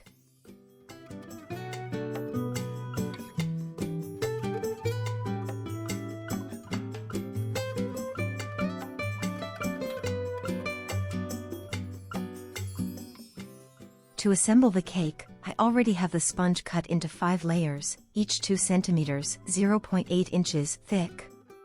Using the same 22 centimeters, 8.7 inches, mold, I placed plastic wrap inside. Place the first cake layer and soak it well with syrup. I make the syrup by boiling 2 cups of water with 1 cup of sugar. Add a portion of the Oreo filling and level it with a spatula. Place another cake layer, more syrup, and Oreo filling, and repeat until the cake is fully assembled. Let me tell you that this is the final part of a 5-video series where we make 5 recipes to help you put together a simple and budget-friendly homemade candy bar, so your family and guests will never forget this day, and you won't need to pay high prices for something so simple. Stay until the end of the series, subscribe and turn on the bell so you don't miss any of the recipes.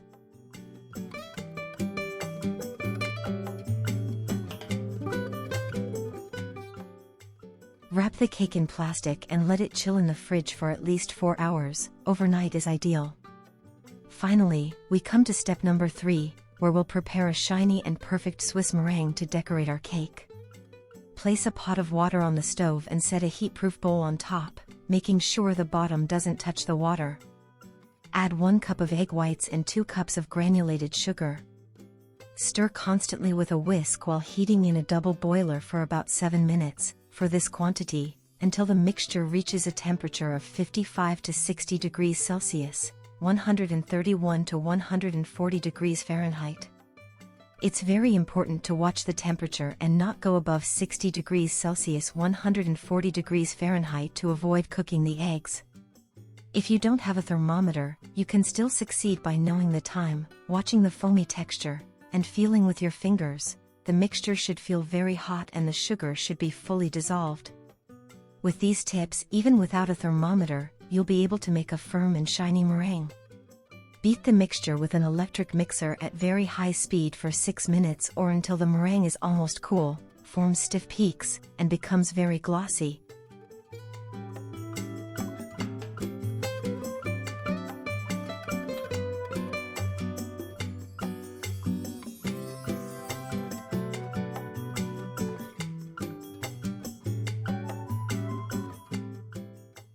Unmold the cake onto a serving base or stand.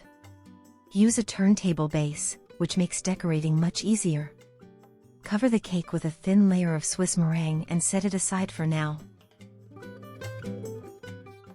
Divide the Swiss meringue into several bowls to dye it in different colors. Here I show you the texture, how to color it, and also various gel colorants from different brands.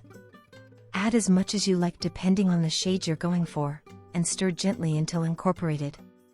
Subscribe to my channel if you haven't yet, and if you already are, thank you so much. I'd love to know which country you're watching from. Leave me a comment telling me what you think about this homemade candy bar idea and this 5-part tutorial series. I'd also love to know which of the recipes you've tried and if my tips, tricks, and advice have been helpful to you. I hope they were. Share this recipe with your friends, this way you'll help my channel grow. Thank you so much for your support.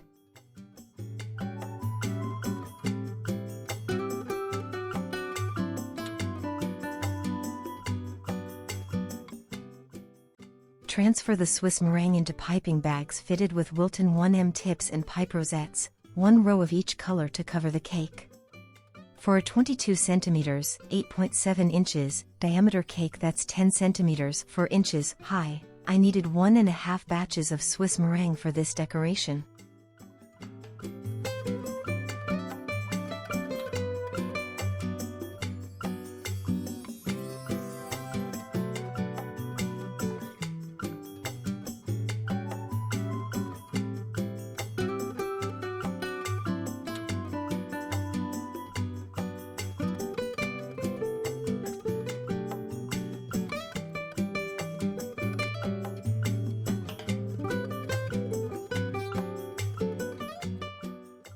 Look how beautiful it turned out.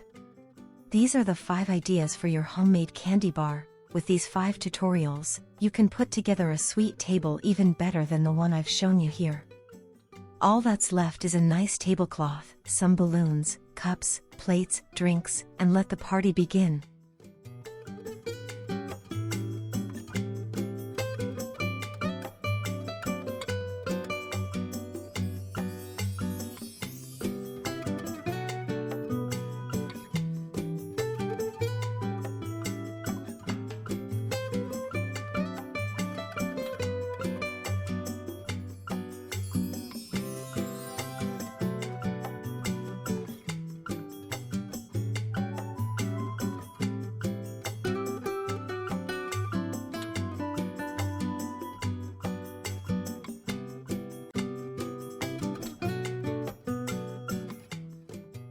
Here I show you the cake after resting in the fridge for a whole day. The texture is amazing, and what I want you to see is that the Swiss meringue holds up perfectly, the rosettes still have their shape, the colors remain, and the texture is still creamy. And next, I'm going to show you just the decorations of 2 cakes so you can get some inspiration from designs that are a little different from the usual. Also, just a reminder, you'll find the video chapters in the description and pinned comment, so you can jump straight to the part you're most interested in. Here I show you a cream made with just 2 ingredients, butter and sweetened condensed milk. It's a perfect cream for decorating. The full step-by-step tutorial is available on my channel. I've left the link above so you can check it out. I divide the cream into 2 bowls and tint it with pink gel food coloring. Here I show you different options of food coloring you can use.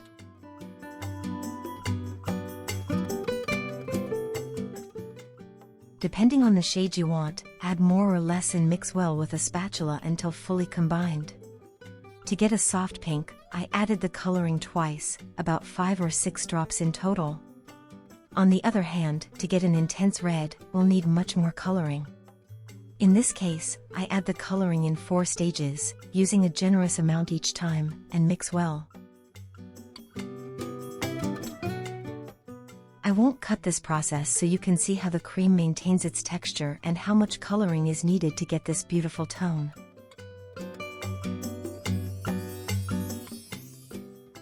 Also, I want you to know that the flavor doesn't change, the cream remains delicious, smooth, and perfect.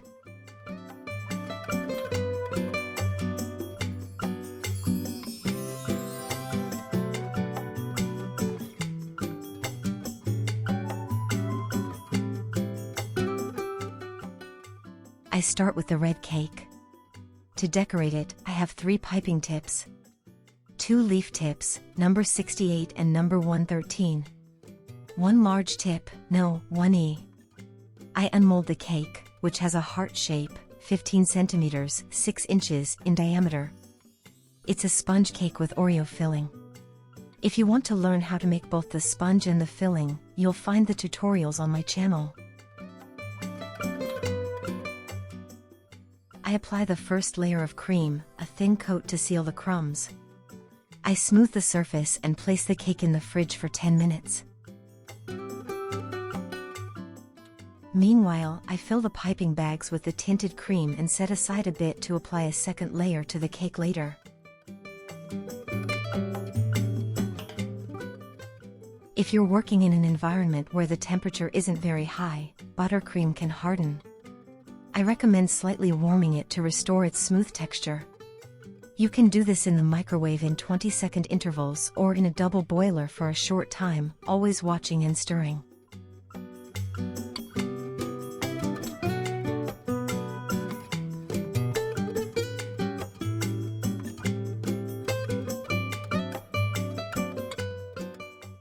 If you like my video, I would be very happy if you subscribe to my channel and leave a comment. To decorate the cake, I do it this way. It's a very easy process and perfect if you're a beginner in cake decorating.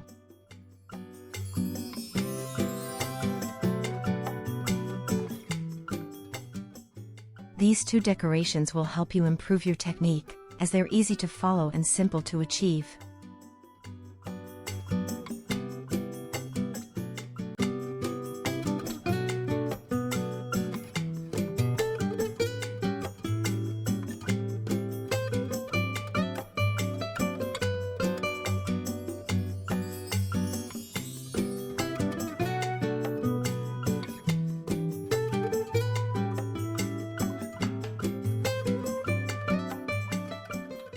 For the final decoration, I'll use my favorite piping tip, the 1E.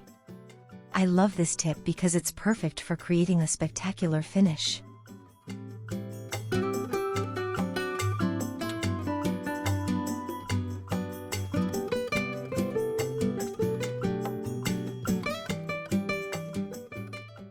To give it an even more special touch, I add white pearls and on the top, I apply edible glitter. I also place some cherries coated in edible glitter, which gives the cake a beautiful and sophisticated design.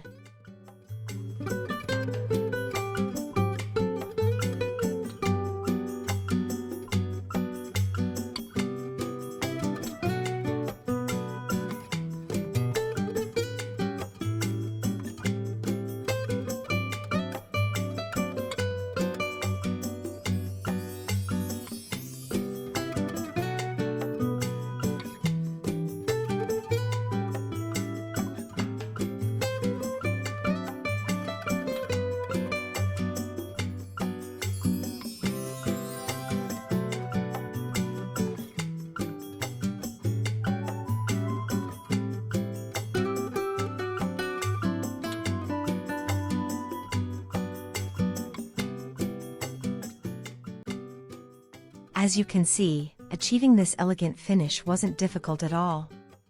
I would have liked to include a timer, as I do in almost all my tutorials, so you could see how quick and easy it is to achieve such a beautiful design worthy of a high-end pastry shop.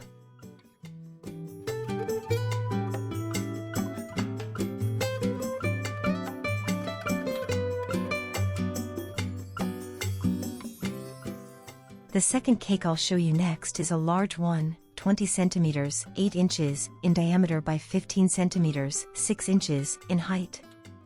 Look how firm it is. It has a chocolate mousse filling with chocolate ganache and Nutella. Also, I want to tell you something important. When a cake is firm and has straight sides, like this one, you already have half the work done when it comes to covering and decorating. This makes smoothing and covering the cake much easier and faster. This cake is very special to me because it's for my birthday and it's also a new recipe I haven't yet uploaded to my channel.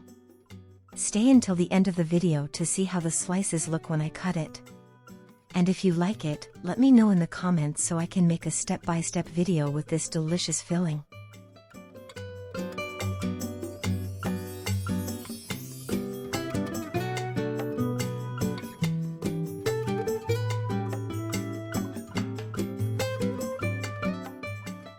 Once I finish covering it, I'll make a simple decoration with the 1E tip.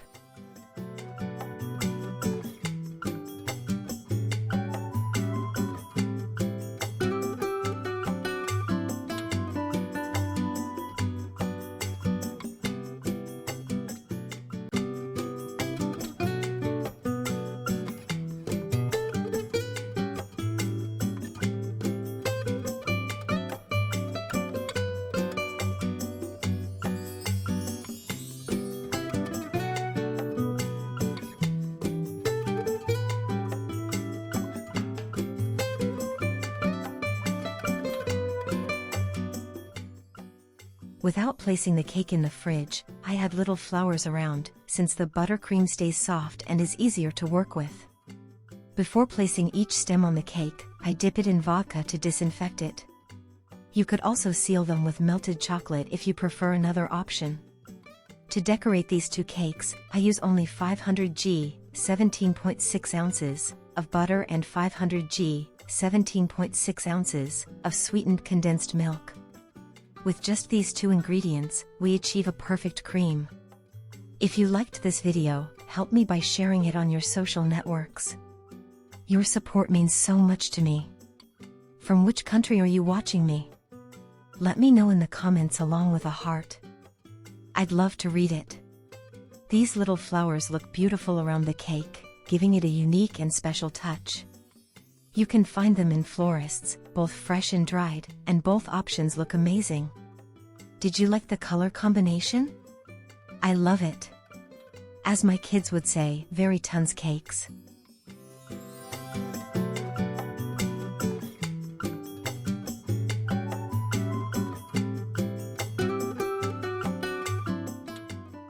I place some little bows on the sides of the cake. It's very easy to do, since the cream is soft, you just need to press a little and the bow will stick perfectly. For the final touch, I place a sheet of clear plastic over the cake and on top a small pile of edible gold glitter.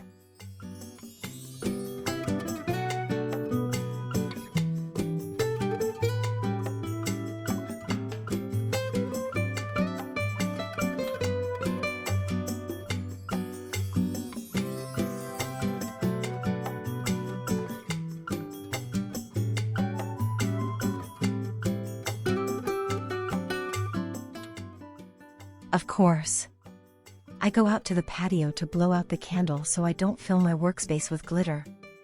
If I had done it at night with lights pointing at it, it would have looked even better, but even so, I loved the idea.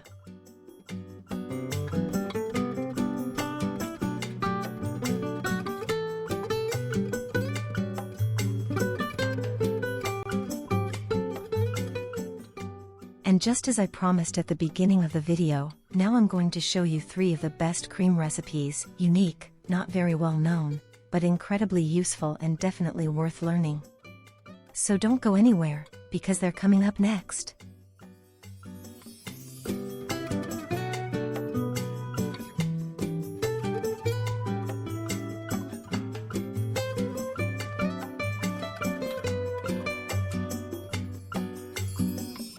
First step, toast 300 g of walnuts, 10.5 ounces. Just like that, without adding fat, in a pan for a few minutes.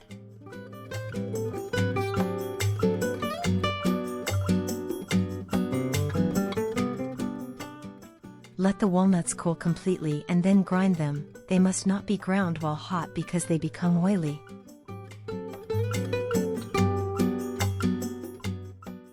Next, dissolve 20 g of cornstarch, 0.7 ounces or 2.5 tablespoons, with a bit of milk and set it aside for now. Separately, in a saucepan, add the milk. In total you'll use 250 milliliters, 1 cup. Add 200 g of sugar, 1 cup, 1 teaspoon of vanilla extract, half a teaspoon of salt, and stir constantly until it boils for a few minutes and the sugar has completely dissolved. At this point, when it reaches a strong boil, lower the heat and add the milk with the cornstarch mixture, stir a bit to combine, and add the ground walnuts. Mix well and let it boil for 1 or 2 minutes.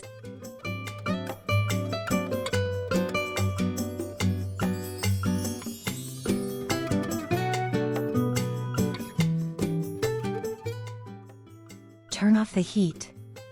Let it cool completely at room temperature. Add 500 g of soft butter, 1.1 pounds or about 2¼ cups. This is the texture the butter should have. I use 82% fat, unsalted.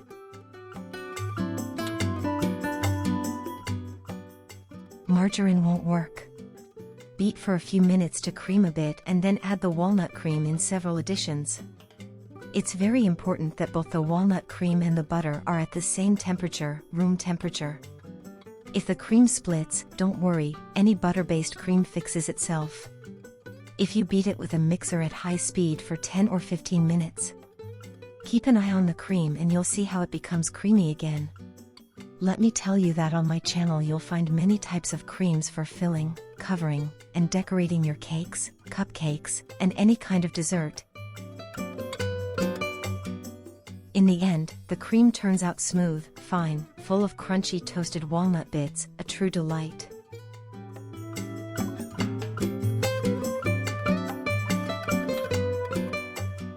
This walnut cream is one of those traditional recipes that never go out of style.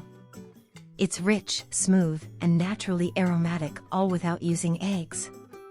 I love the texture, creamy, with tiny bits of toasted walnut that give it a perfect crunch.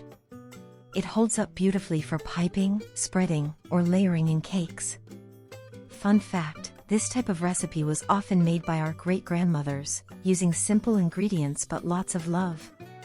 It's one of those timeless fillings that always impress. And now, don't go anywhere. Up next we're making a silky, decadent chocolate cream you're going to love. This recipe is affordable and versatile. Ideal for filling sheet cakes, layer cakes, decorating cupcakes, and making a wide variety of individual treats. It's a very easy recipe to follow, the best chocolate cream with only 4 ingredients. For cakes and fillings, this cream has no cream, no cornstarch, no flour, no gelatin, and no butter. It's a perfect cream. In a saucepan or skillet, place 500 g of sweetened condensed milk, 14 ounces or 1 can, and 100 g of unsweetened cocoa powder, 3.5 ounces or about 1 cup. Stir and mix well until the cocoa is fully incorporated. Then add 500 milliliters of milk, 2 cups, in several additions, mixing again.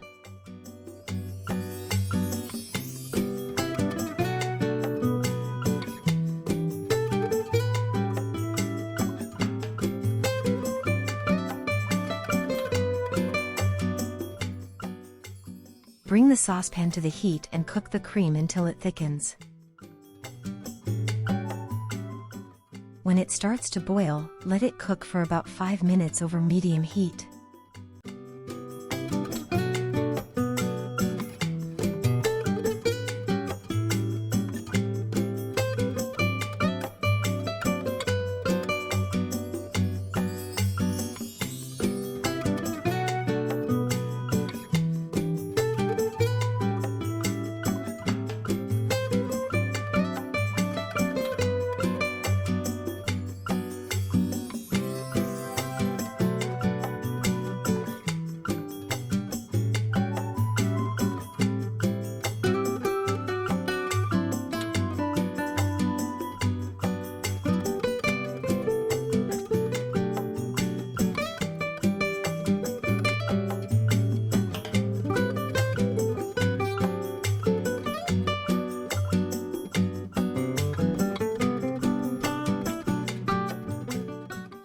Add 250 g of dark chocolate, 9 ounces, to the mixture and stir gently until the chocolate is completely melted.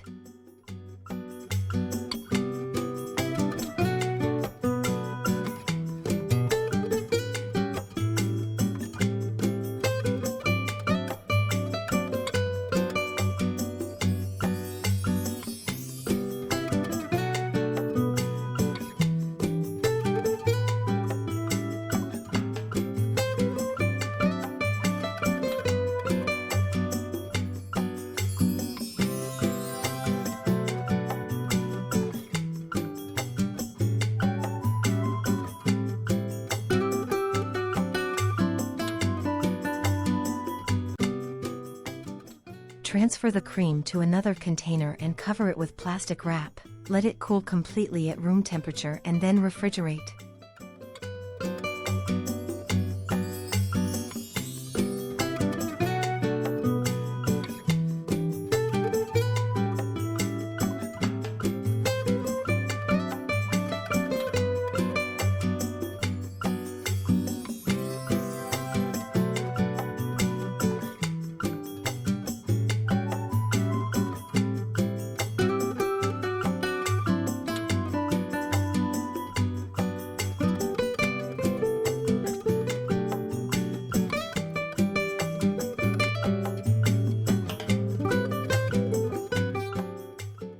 Once chilled, you can use the cream as is to fill desserts, cakes, and decorate with a piping bag.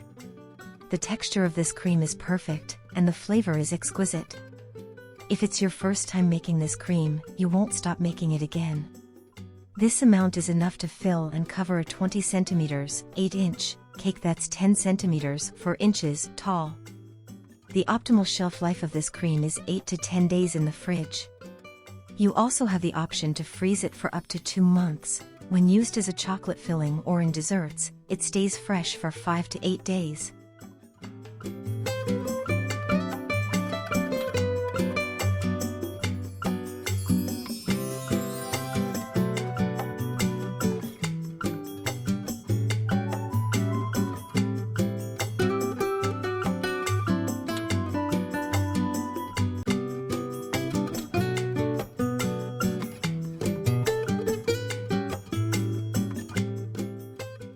As you can see, the cream pipes beautifully, it's firm and perfect. I use the Wilton 1M tip and the large tip number 1E to get the best result. I hope you're inspired to try this cream. It's delicious, budget-friendly, and very easy to make.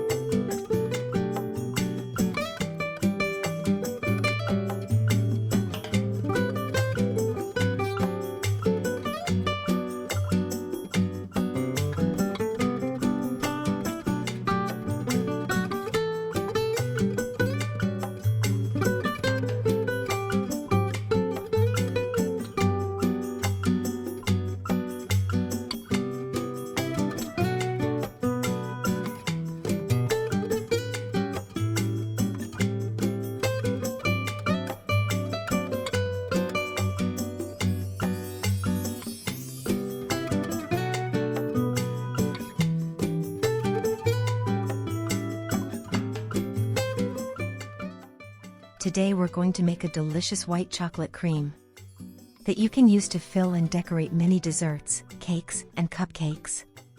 White chocolate cream is definitely one of my favorites. I love it because it pairs well with 1001 flavors.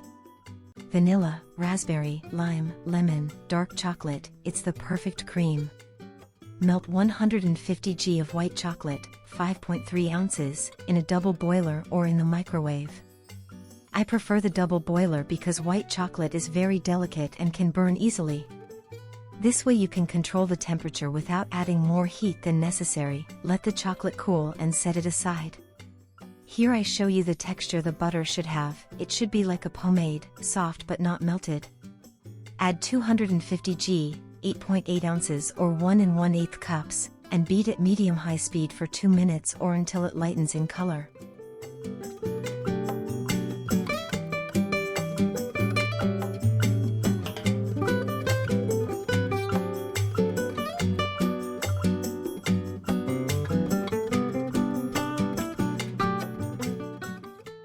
Add 250 g of powdered sugar, 8.8 ounces or 2 cups, or icing sugar, which equals about 11 heaping tablespoons, and add a little milk, in total 2 tablespoons. Add the sugar in 2 additions and mix a little with the mixer off to avoid a sugar cloud. This cream with a professional mixer turns out even better, but as in most of my tutorials I show you using a hand mixer for those who don't have a stand mixer. I think this helps a lot and builds confidence when they see the texture of the creams, and most importantly, using a hand mixer doesn't affect the firmness.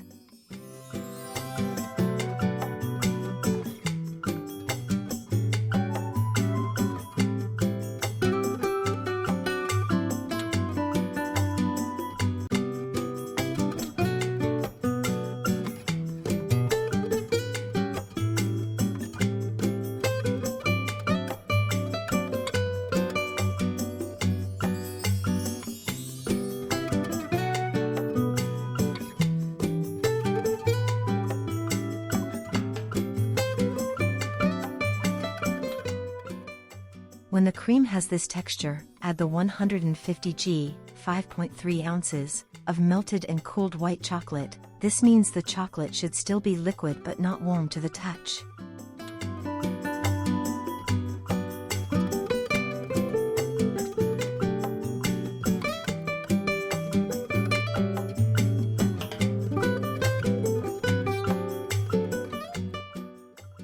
Beat for 2 more minutes. The more you beat, the firmer the cream will be. This cream holds at room temperature for 1 day, in an airtight container in the fridge for 1 week, and it can also be frozen for up to 3 months. To defrost, let the white chocolate buttercream return to room temperature and rebeat it before. It's perfect with a firm, creamy, and smooth texture.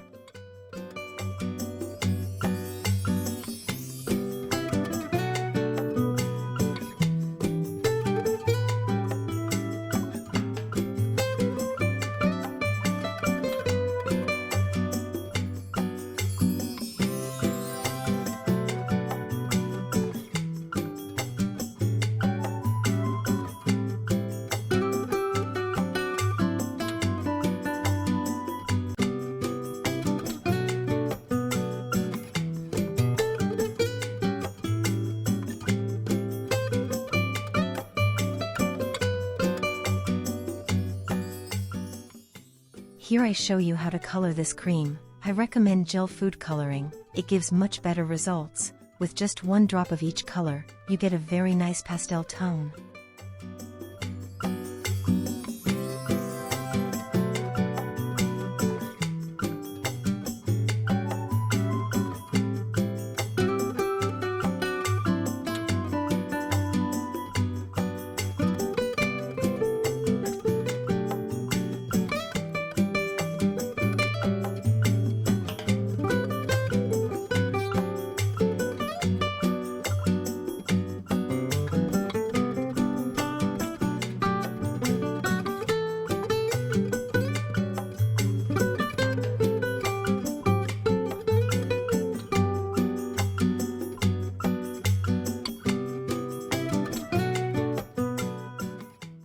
I also show you how to add several colors in the same piping bag to decorate a cake with rosettes or cupcakes. They look very pretty this way.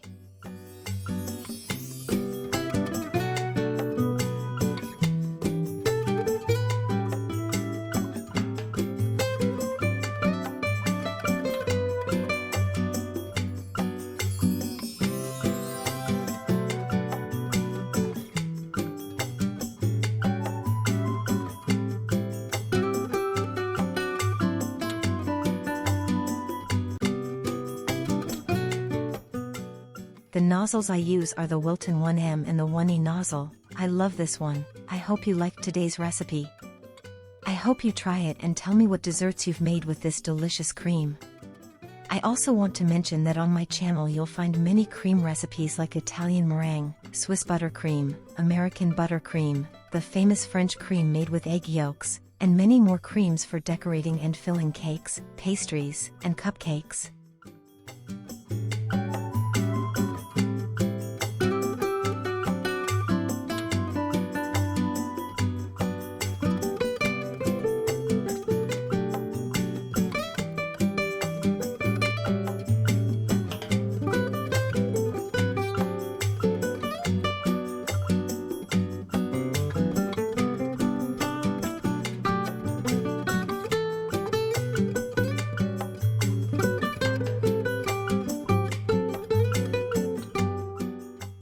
In this video I'm going to show you how to make an Oreo cream without butter and without sugar, very rich, smooth, and delicious. You can use it to fill your cakes but also to decorate with piping tips. As you can see, it's very firm, holds its shape well.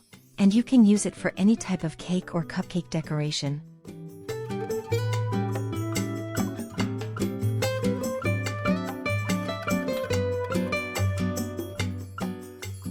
Let's start with the recipe. Add 500 milliliters of cold plant-based cream, 2 cups, to a large bowl and start whipping on medium speed for half a minute, then switch to high speed until you get a firm texture.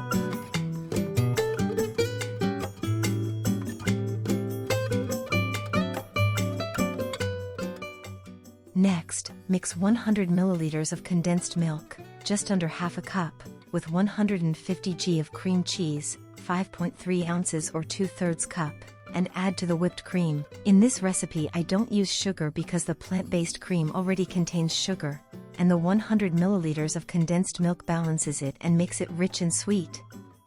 So it doesn't happen to you like it did to me. I recommend choosing a large bowl before you start the recipe. I had to change bowls because the cream rose a lot.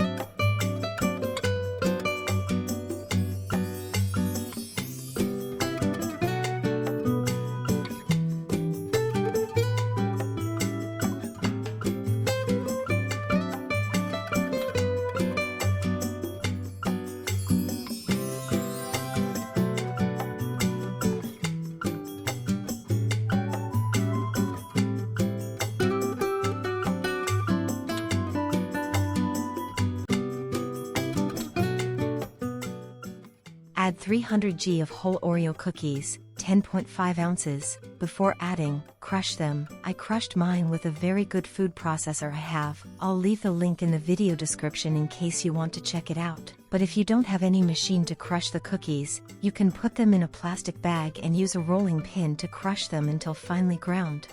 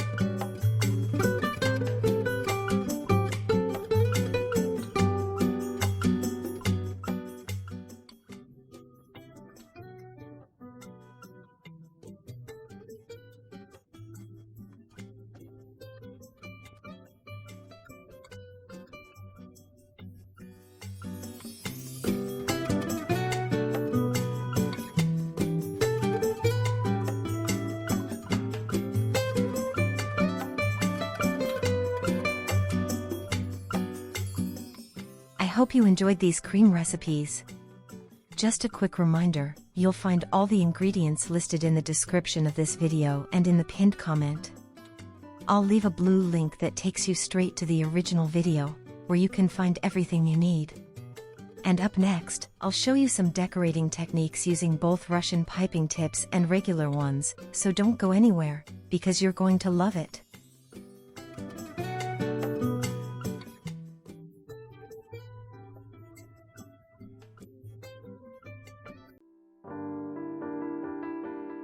Welcome to my channel.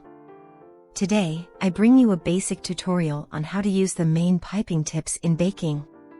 In this tutorial, I've selected 9 essential piping tips, and I'll show you the designs you can create with each one. The open star tips 1M, 4B, 6B are similar to round tips but with various cuts in a star shape. They're perfect for making stars, borders, flowers, shells, spirals, and filling cakes. The 1M tip from Wilton is the queen of this category, indispensable for decorating cupcakes, small cakes, layer cakes, and many other desserts. Basket weave tips.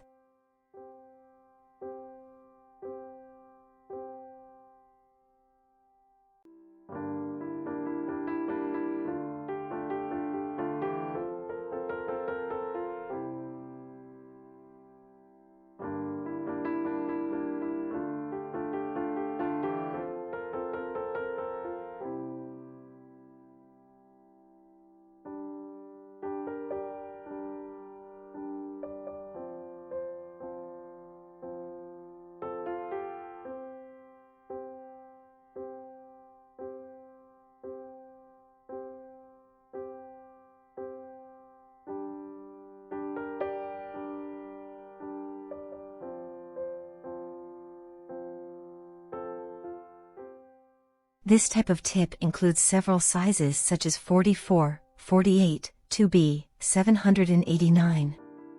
Large basket weave tips are ideal for creating basket weave patterns, ribbons, or bows.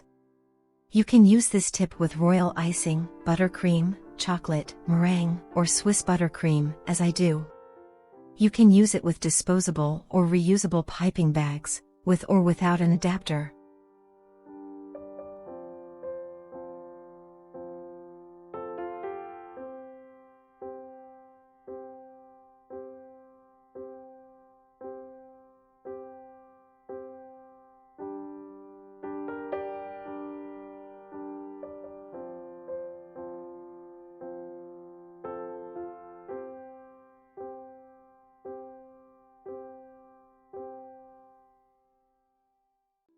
This is the 1E tip. This is my favorite tip. It's a large piping tip, perfect for decorating large cakes, cupcakes, small cakes, and sheet cakes. It's ideal for creating 3D flowers, shells, chain-type decorations, spirals, or rosettes. It's very important to have a cream texture that is extra firm to hold its shape and define the design.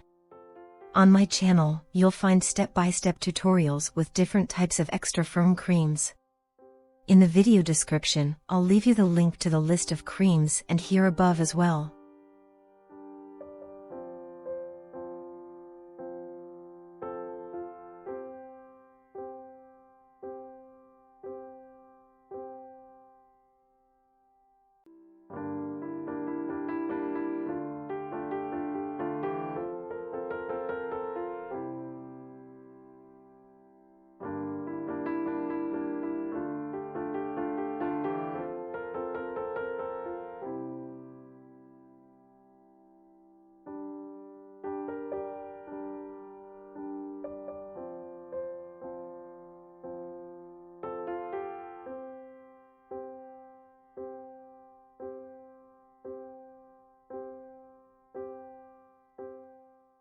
Tip 4B. This is a Wilton metal tip. It's perfect for making an open star or flower design. It's also great for creating chain-like decorations, spirals, or basket patterns. Thanks to its size and shape, it's also perfect for creating shell designs.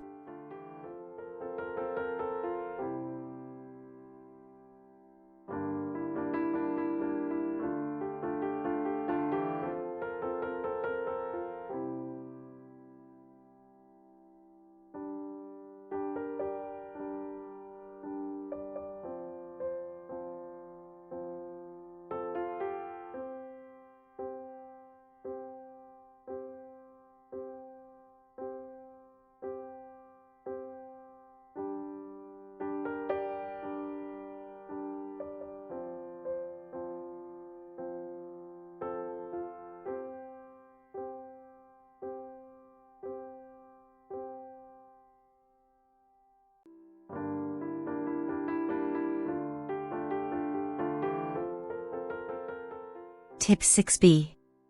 Thanks to its shape and finely cut teeth, it can create decorations with many ridges and shell shapes.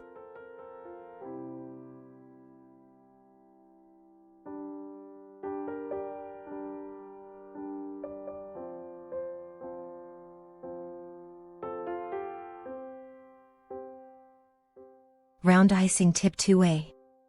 This round tip from Wilton can be used for filling cakes, making the famous macarons, filling number cakes, or simply decorating cupcakes.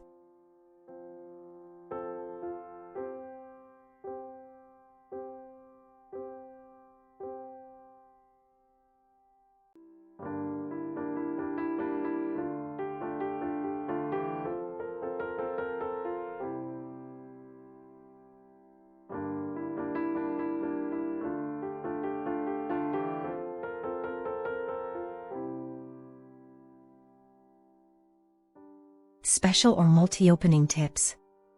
This type of tip includes 42, 233, or 234. They're perfect for creating rows, sets of stars, or grass.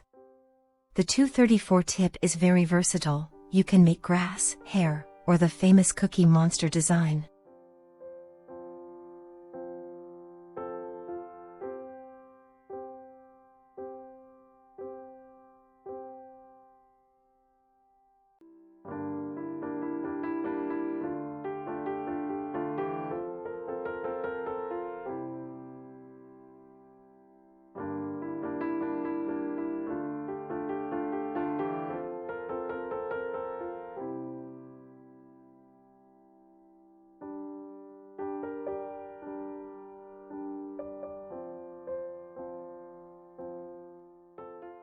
Closed star tip 2D. It's perfect for making stars, shells, cupcake decorations, and perfect rosettes and many other types of decorations. The last tip, tip 9, is the famous and very different Saint Honoré tip 880.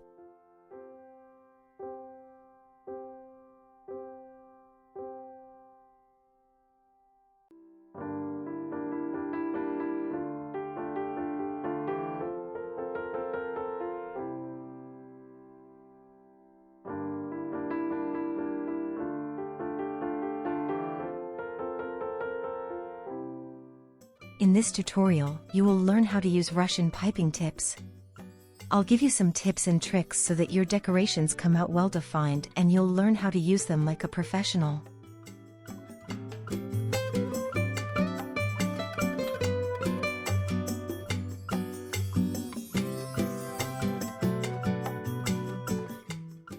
Russian piping tips come in different styles and sizes. Standard Russian piping tips are large, and others are medium-sized. Select a few Russian piping tips. I'm going to choose 6 of the ones we use the least, at least in my case, to see how they turn out.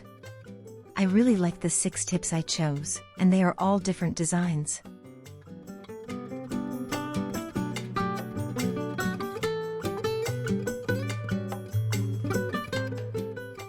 Buttercream is soft and creamy when freshly made, however, its consistency can change after a day. It becomes thick and looks lumpy after a day or several days. This is normal, and you can fix it by mixing it again in a bowl by hand or with a mixer.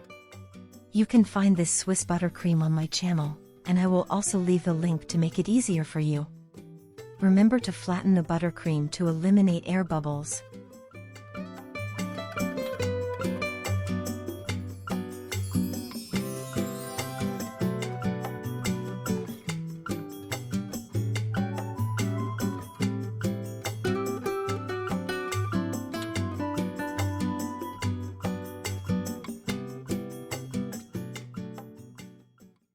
Here I'll leave you a very useful trick. Put the same amount of cream in 2 bowls and mix until it becomes soft and creamy. Now add the same amount of gel food coloring to both bowls and mix until the cream is uniform in both. This trick works very well. You use less food coloring and also achieve brighter and more vibrant colors. One of the most important things to keep in mind when working with Russian piping tips is the quality of the material. Not all tips are created equal. Some cheaper versions made from plastic or thin metal might seem like a good deal at first, but they often bend easily or lose their shape after just a few uses. And once the shape is compromised, it's hard to get a clean flower design. That's why I always recommend investing in a good quality set made from stainless steel. They're much more durable, they hold their shape beautifully, and you'll immediately notice the difference in the definition of your designs. A reliable set of piping tips is something that can last you for years if you take care of it properly. Now, in one of the bowls, add a teaspoon, 5 milliliters, of cream cheese, mix it, and see the difference in how the color changes and becomes more intense and vibrant. My advice is to add the cream cheese at the end, that is, first mix the cream with the coloring, and then add the cream cheese. Continue separating the cream into bowls for each color. If you like my tutorial, please subscribe, give it a like, and share. Thank you so much for your support.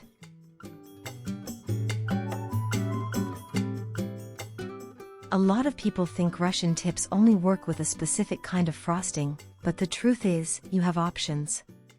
While Swiss meringue buttercream is my go-to because it's smooth and holds its shape so well, you can also use American buttercream, a whipped ganache, or even a very stiff meringue. The key, no matter what type you choose, is the consistency. The frosting needs to be firm enough to stand up on its own, but still soft enough to pipe without breaking or cracking. If it's too soft, your flowers will collapse or lose their detail. And if it's too stiff, it might be hard to push through the tip, or it could break mid-design. So, always test a little bit before starting your main decoration. Once you get the hang of finding that perfect texture, you'll see how easy and satisfying it is to work with these tips.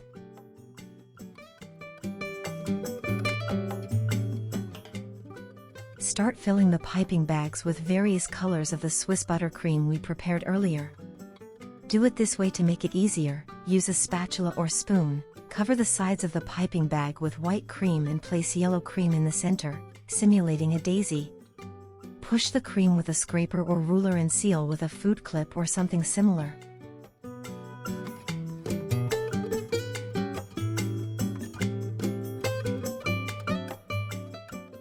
Here I'm going to use a large 3-part coupler to be able to add 3 different cream colors. Couplers are used to switch piping tips while still using the same piping bag. Open the bag, hold it with your non-dominant hand, and fold it over your open hand. Set the bag to one side and use a spatula to add the cream.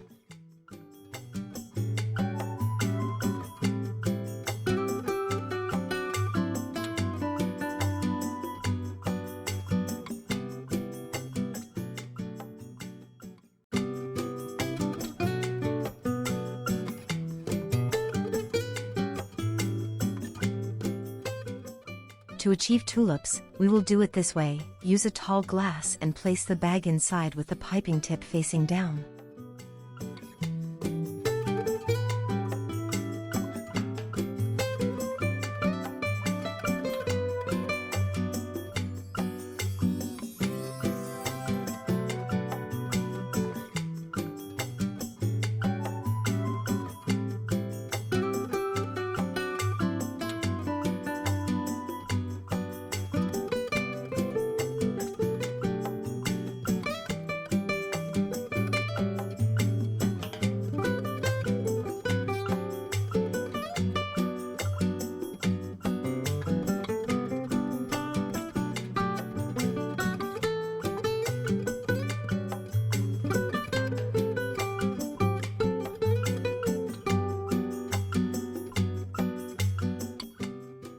Use a spatula to add a strip of yellow buttercream. Make sure the strip is aligned with one petal of the piping tip. Add 2 more strips and ensure they are aligned with the petals of the piping tip. Between the yellow cream strips, add strips of orange cream, and in the middle, add white buttercream. Follow the same steps to form roses, except you add several layers of cream and various colors of your choice.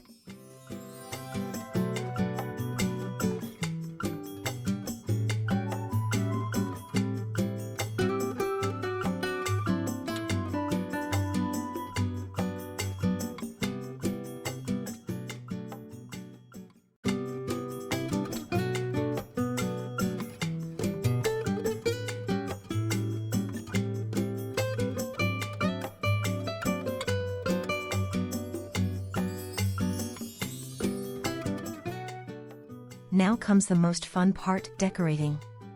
With Russian piping tips, it's very easy to get great results as long as you follow some important and essential steps. Point 1. Cream must be soft, firm, and creamy. Point 2. To get the flour to stick to the cupcake or cake, press consistently, then stop as you pull the piping tip away. I placed a Wilton No. 68 leaf tip to add leaves between the flowers.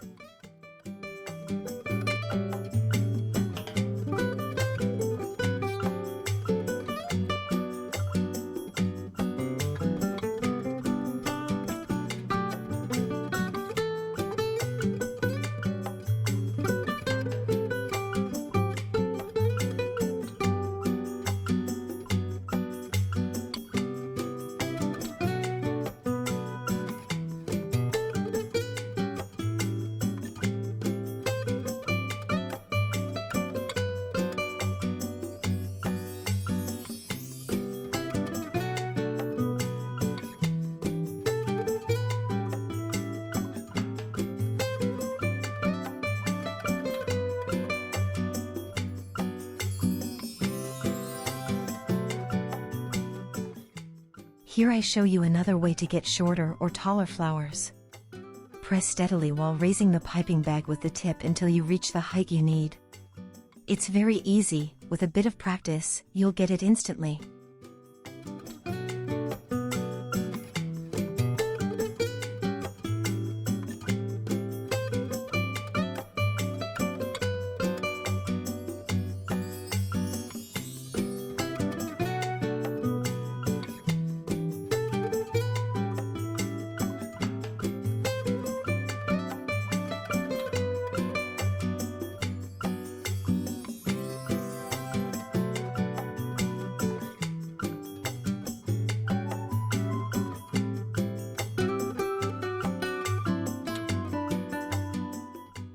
Here I show you what can happen if you place the piping tip sideways or a bit tilted. The cream won't fully stick to the cupcake or cake, and the flower or design will break apart.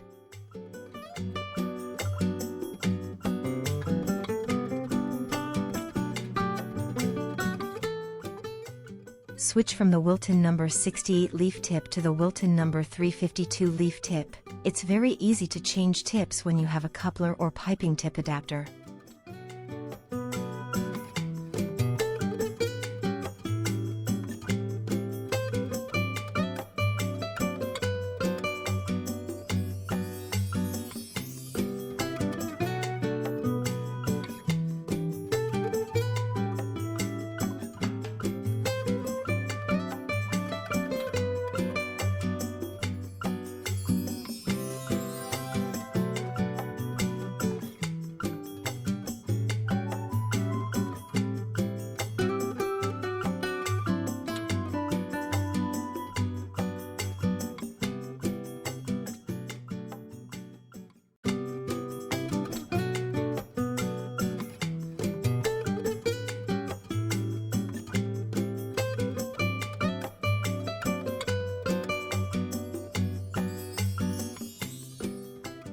Wow! I love them, all the designs are beautiful, but this one is my favorite. It's a rose with very fine petals. If you place the flowers too close together, the leaves might stick to the piping tip. Clean the tip well and continue forming roses.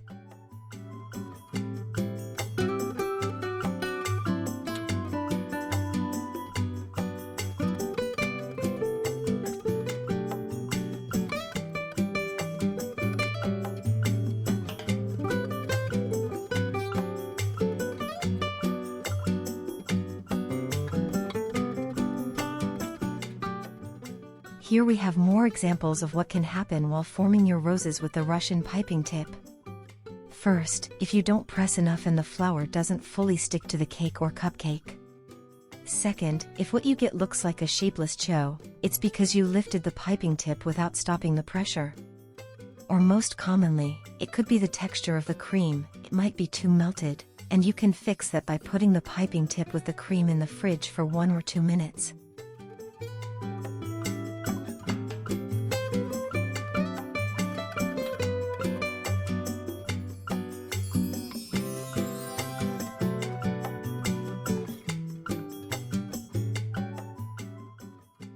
Let's talk about something that's often overlooked: cleaning and maintaining your Russian piping tips. After each use, especially if you've worked with colored buttercream, it's really important to wash your tips thoroughly with warm, soapy water.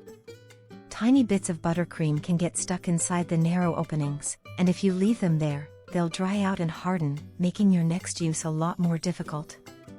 I like to use a small cleaning brush to get into all the little corners.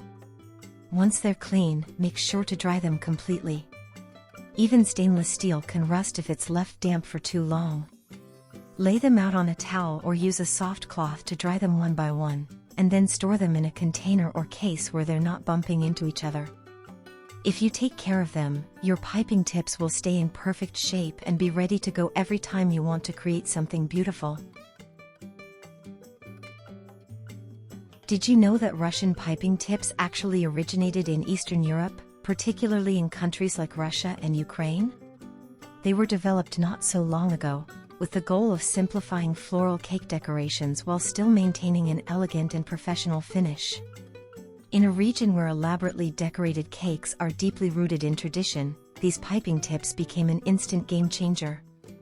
What makes Russian piping tips so unique is their design.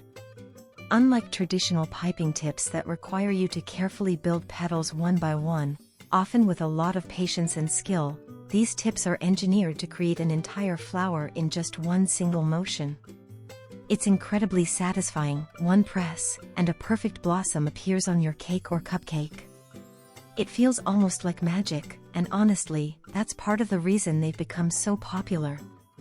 Each tip has a carefully shaped cutout that mimics the structure of real flowers. From tulips to roses, daisies to peonies, every tip brings a different flower to life. Some even recreate wildflowers or fantasy petals. Because of this variety, many cake artists love collecting Russian tips, not just for baking, but as little pieces of creative inspiration. Of course, not every type of frosting works with them. The secret is in the consistency. You need a buttercream that's firm yet smooth, something like Swiss meringue or Italian buttercream. If the frosting is too light or fluffy, like whipped cream or chantilly, the designs won't hold their shape, and the petals might collapse before they even touch the cake. Russian piping tips went from a regional favorite to a global trend thanks to the rise of social media. A short video showing a buttercream flower blooming instantly? That was enough to go viral. Soon, bakers from all over the world were amazed by how easy it looked, and how beautiful the results were. Now, you can find these tips in baking stores across Europe, America, Asia, almost anywhere. What's fascinating is that for many years, these tips were a bit of a well-kept secret. In their early days, they weren't widely available outside Eastern Europe, and many cake decorators in the region passed down their techniques through family or community. Using Russian piping tips felt like being part of a tradition, and today, that tradition continues to grow and evolve around the world.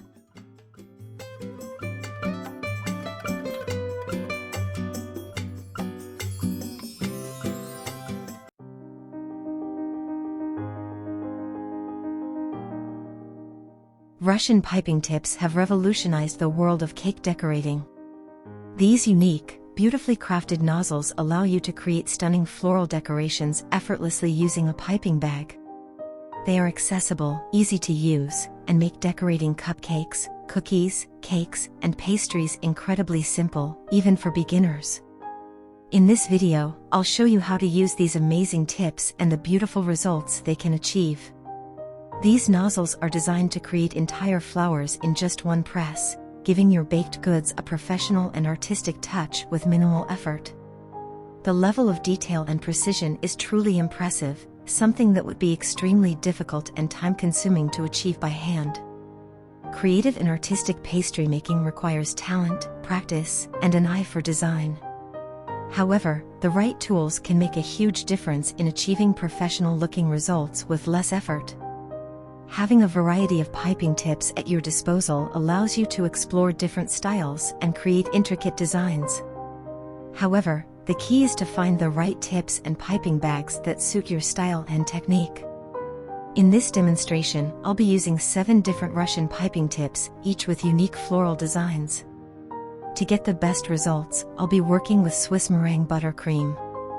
Freshly made, this buttercream is smooth and creamy, but over time, it can thicken and develop lumps.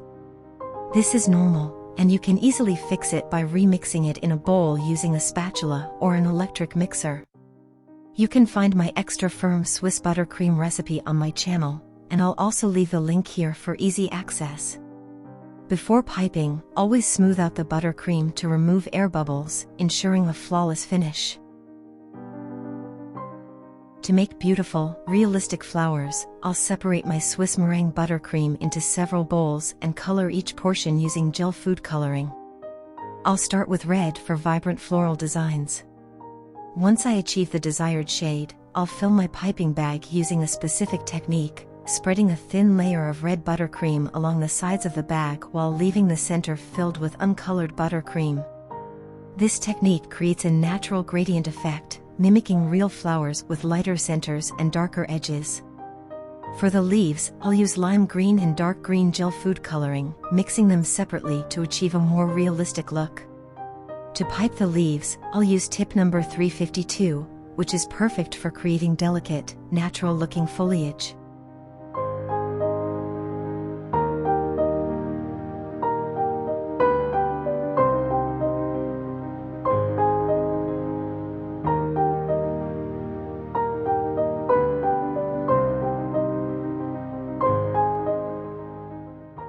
For tulip designs, I'll place the piping bag inside a tall glass with the nozzle facing downward.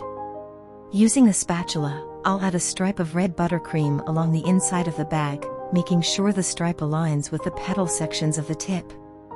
This helps create a more defined, multi-dimensional look for each flower. Additionally, I'll be using a large coupler. Couplers allow you to swap out different piping tips while using the same bag and buttercream, making it easier to experiment with different flower designs without refilling multiple bags. The fun part, decorating with Russian piping tips. Decorating with Russian piping tips is incredibly fun and rewarding. However, there are a few essential steps to follow to get the best results. I'll walk you through the pros and cons of using these tips while demonstrating each floral design. Pros of Russian piping tips. Impeccable results. These nozzles create highly detailed, professional-looking flowers that are difficult to replicate by hand. Beginner-friendly, you don't need advanced piping skills to use them, just hold the tip at a 90-degree angle and apply even pressure. Time-saving. Although there is a learning curve, once you master them, they significantly speed up the decoration process. Easy to clean. Their large size makes them incredibly easy to wash. No extra tools are needed to reach every corner. Durable and high quality. Made of stainless steel, they are long-lasting and retain their shape over time. Versatile. They work beautifully on cupcakes, cakes, and even cookies. You can use them for small or large arrangements, from delicate accents to full floral bouquets. Cons of Russian piping tips. Steep learning curve. They can be tricky at first, and if you're not using the right frosting consistency, results may vary. No numbering system. Unlike standard piping tips, Russian tips don't have identifying numbers. They are usually sold with reference images, so selecting the right one can be a guessing game. Common mistakes and how to avoid them. Flowers not sticking. If you don't apply enough pressure while piping, the flowers may not adhere properly to the cake or cupcake. Blurry or deformed shapes. If your frosting is too soft, the flowers won't hold their shape. Chilling the buttercream for 1 to 2 minutes in the fridge can help. Frosting consistency issues. The type of frosting you use is crucial. The best options include Italian meringue buttercream, Swiss meringue buttercream, American buttercream, French buttercream. I personally recommend extra firm Italian or Swiss meringue buttercream for the best results. You can find my tutorials for these frostings in my channel's playlist dedicated to cake creams. Final tips. The frosting must be firm but not too cold. If it's too cold, it won't flow through the tip smoothly. If it's too warm, the flowers won't hold their shape.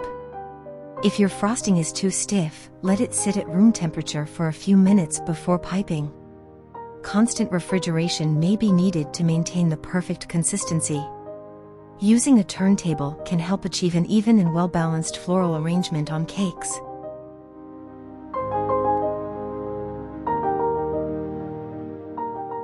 Russian piping tips are one of those essential tools that help you create show-stopping desserts with ease. Whether you're an amateur baker or an experienced pastry chef, these tips will take your cake decorating skills to the next level. There's nothing more beautiful than a creatively decorated cupcake or cake.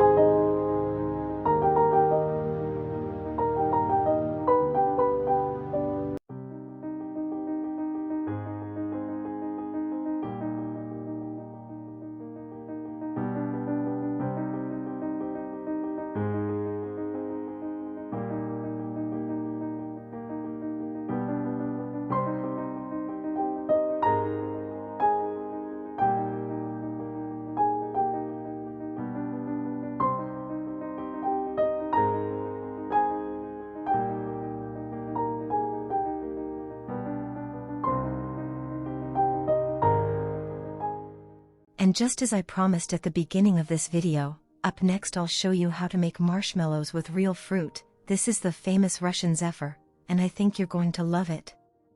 Zephyr is a traditional Eastern European dessert, made with fruit puree, sugar, and egg whites. Its name comes from the soft west wind in Greek mythology, and it perfectly reflects its airy, delicate texture, somewhere between a marshmallow and a meringue. It's a very economical recipe, but it looks and tastes amazing, which makes it ideal for selling at a great price. So don't go anywhere, let's dive into it.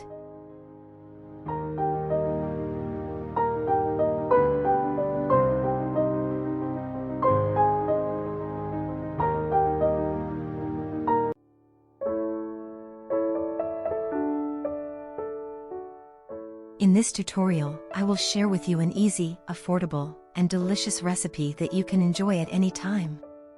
This is a recipe that requires just a few ingredients but results in a visually stunning, appetizing, and healthy dessert. It's a delightful combination made with homemade jam prepared from fresh or frozen fruit pulp. Looking for the perfect Mother's Day gift? This recipe will be a great help. Zephyr is a traditional delicacy from Russia and other Eastern European countries, a soft and fluffy marshmallow.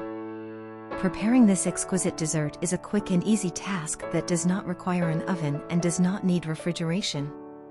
With just 15 minutes of preparation, you can surprise mom, your guests, or your family with a gift made with love and dedication. Additionally, these marshmallows can be stored for 5 to 7 days in airtight containers, making them a practical option to enjoy at any time. With their soft texture and elegant presentation, these marshmallows are more than just a dessert. They are a true culinary masterpiece, perfect for celebrating someone special on their day. Don't forget to subscribe to my channel and leave me a comment telling me where you are watching from. Also, share this beautiful tutorial with your friends to help my channel continue to grow.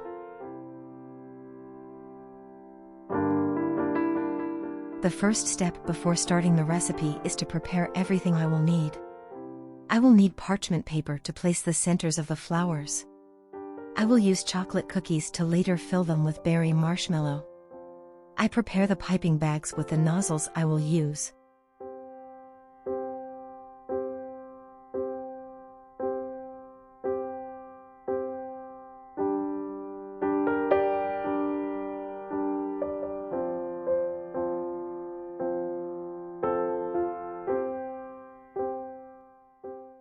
I prepare a saucepan with hot water for the piping bags with the marshmallow.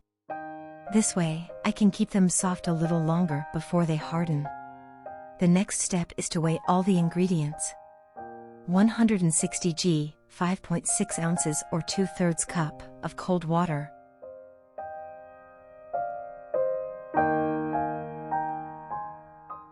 11 g, 0.39 ounces or about 2 1/4 teaspoons, of agar-agar with a minimum strength of 900. It cannot be substituted with gelatin.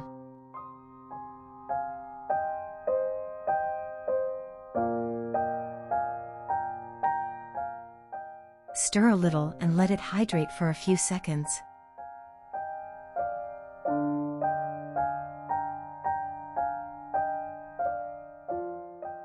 Now I add 200 g, 7 ounces or 3/4 cup, of berry jam, which I made by boiling 200 g, 7 ounces or 1½ cups, of berries. Blueberries, strawberries, raspberries, and currants, with a tablespoon of water and a tablespoon of sugar. Once the jam was ready, I strained it through a fine sieve and let it cool. I combine the berry jam with the agar-agar, mix to integrate, and set it aside for now. To continue weighing all the ingredients, I weigh 270 g, 9.5 ounces or 1 1/4 cups, of sugar, which I will later add to the mixture with the berries.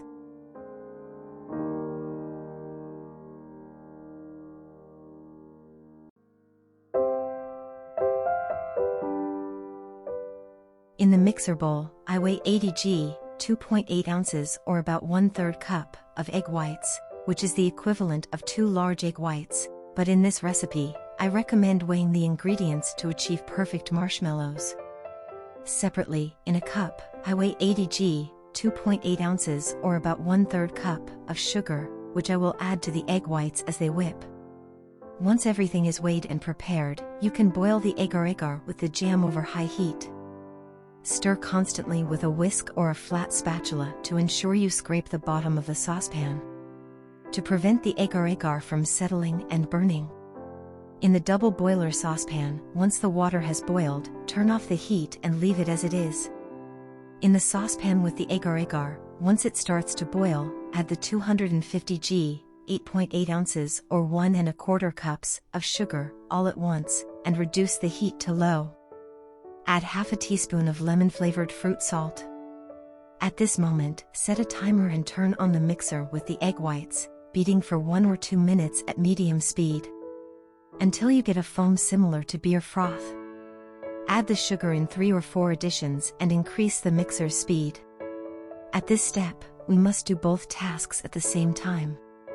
Beat the egg whites until you get a firm French meringue, while stirring the syrup until you obtain a thick but fluid paste.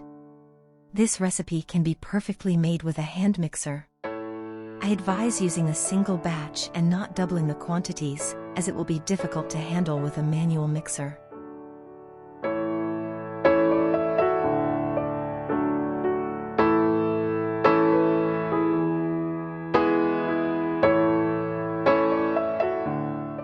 During the Soviet Union, many desserts were considered luxuries, and Zephyr was one of them.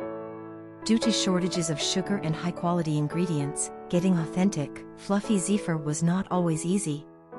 Those who managed to buy it often reserved it for special occasions, like birthdays, family gatherings, or important celebrations. Even today, for many people across Russia and Eastern Europe, eating Zephyr brings a sense of nostalgia, reminding them of childhood treats from their grandmother's kitchen or old confectionery shops that made Zephyr by hand.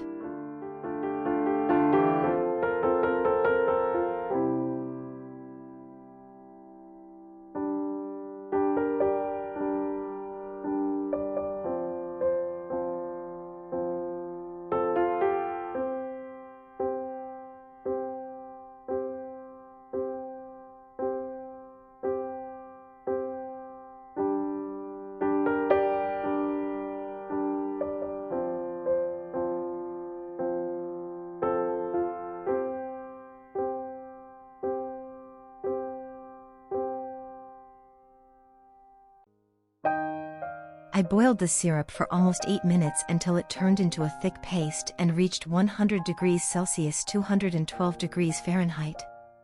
I turn off the heat, and just like that, while still boiling, I gradually add the syrup in a thin stream to the egg whites, beating at high speed.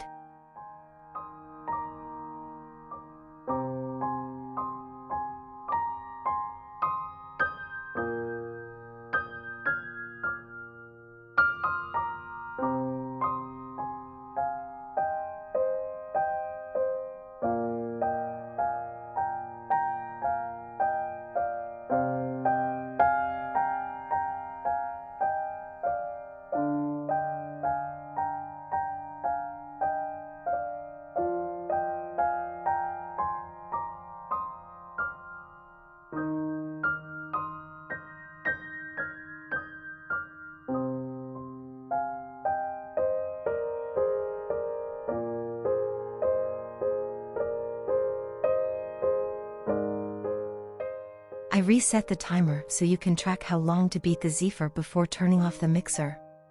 You can also guide yourself by observing how the Zephyr's texture changes, increases in volume, and gradually stiffens, wrapping more around the mixer's beater.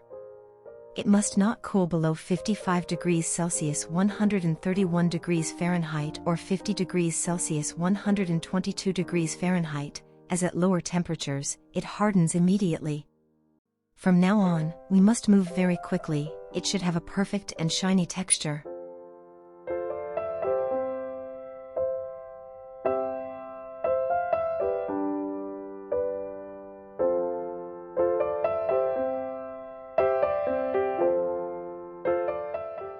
Gather all the Zephyr in the center, as the edges cool faster and harden.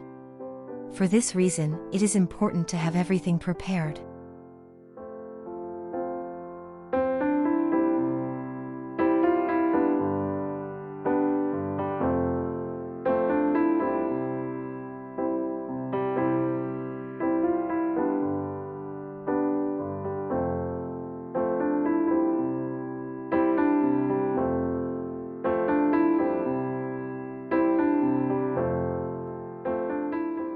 Fill the piping bags and leave space between the Zephyr and the nozzle to prevent clogging and hardening.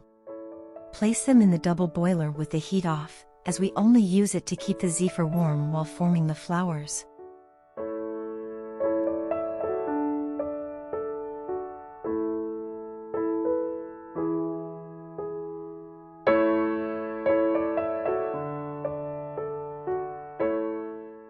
For the leaves, I use neon green gel food coloring. I place the Zephyr intended for the leaves in a piping bag with a leaf tip nozzle.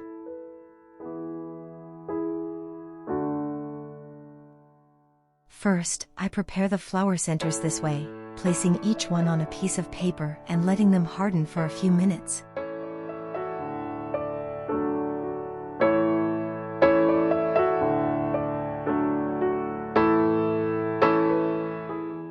Then, I prepare some sandwiches with chocolate cookies and fill them using a Wilton 1M tip.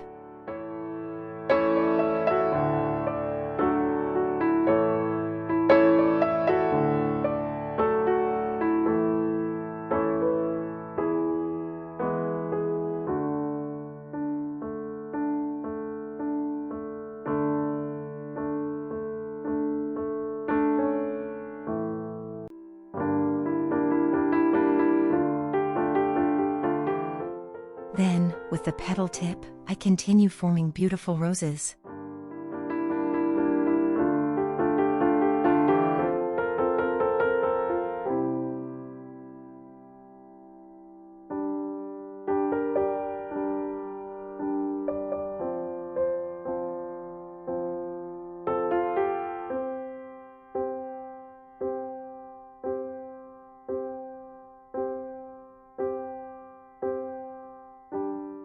Zephyr is often given as a gift, especially on holidays like Mother's Day, Valentine's Day, and birthdays. Since they look so elegant and artistic, they are often packaged in beautifully decorated boxes, making them a thoughtful and sweet present. So, whether you're making them at home or buying them from a bakery, Zephyr is truly a unique and delicious dessert that deserves more recognition. If you've never tried it before, you're missing out on one of Eastern Europe's best-kept sweet secrets.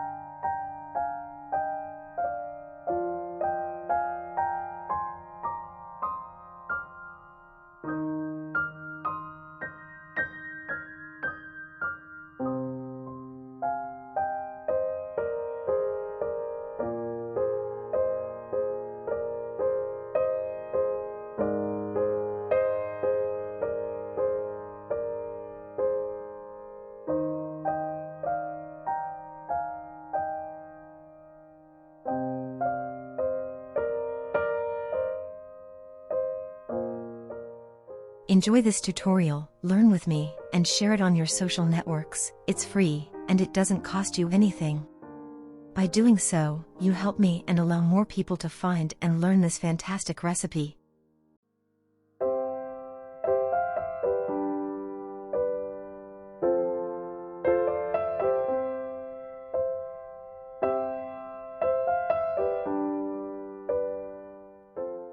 Once the roses are formed, I take the green Zephyr and add 1 or 2 leaves to each rose.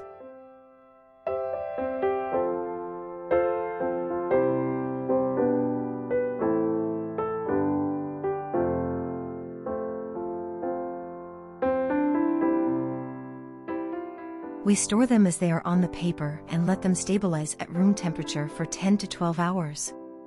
Afterward, they will be ready to store in airtight containers for 5 to 7 days in the pantry.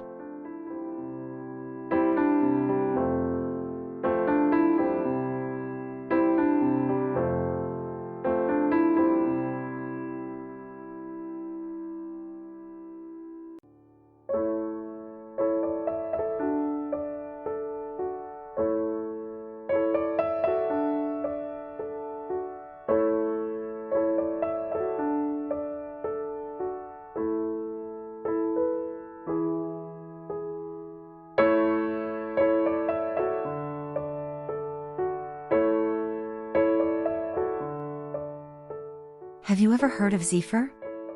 This delicate, fluffy, and beautifully crafted treat might look like a fancy French dessert, but it actually comes from Eastern Europe. Zephyr is a traditional confection that originated in Russia and Ukraine, inspired by the classic French meringue but with a unique twist. Unlike typical marshmallows, Zephyr has a softer, airy texture, a melt-in-your-mouth consistency, and a delicate fruity flavor. The word Zephyr actually comes from the Greek god Zephyrus, the god of the gentle west wind, symbolizing the dessert's light and airy texture. It was first created in the early 20th century, when confectioners in Russia wanted to develop a treat that was both soft and flavorful, yet more natural than store-bought marshmallows. One of the main ingredients that makes Zephyr unique is agar-agar, a natural gelling agent extracted from seaweed. Unlike gelatin, which is made from animal collagen, agar-agar is 100% plant-based, making Zephyr a favorite among vegetarians. This key ingredient gives it a firmer yet bouncy structure while keeping it light and fluffy.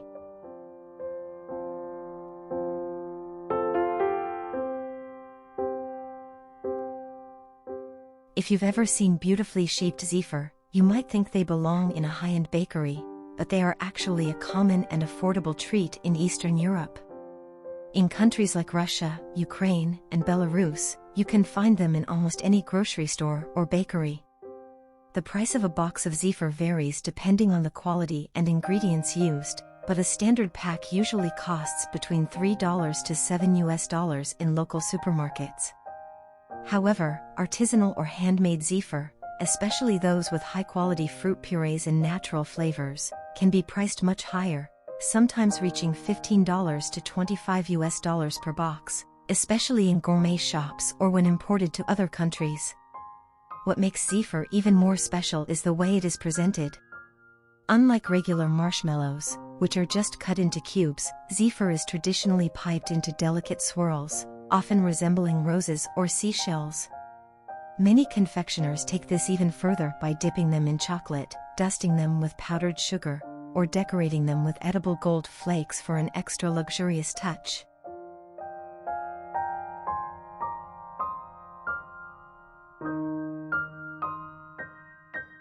One of the best things about Zephyr is that it doesn't require an oven. This no-bake dessert is perfect for those who want to make an elegant, homemade sweet treat without spending hours in the kitchen.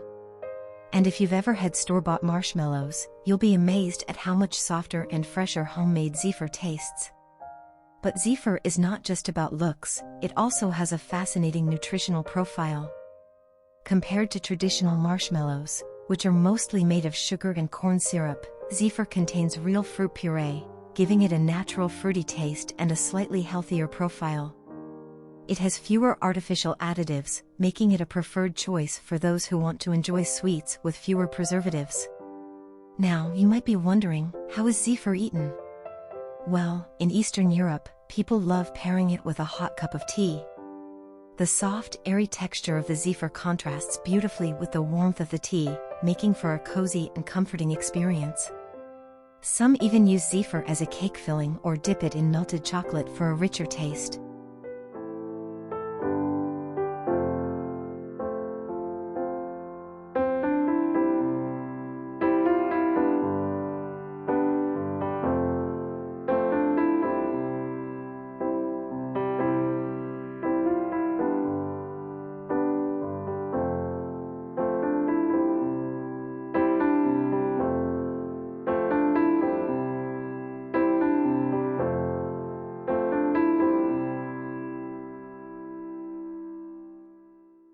Unlike many other delicate pastries, Zephyr has an impressive shelf life. Thanks to the natural preserving qualities of agar-agar and sugar, a well-made Zephyr can stay fresh for several weeks without refrigeration, making it a popular treat for travel and gifting. In fact, during the Soviet era, Zephyr was often chosen as a preferred dessert to send in care packages across vast distances. However, Zephyr is sensitive to humidity. If exposed to moisture, it can become sticky and lose its signature fluffiness. That's why high-quality Zephyr is often packaged with a light dusting of powdered sugar or cornstarch, preventing the pieces from sticking together.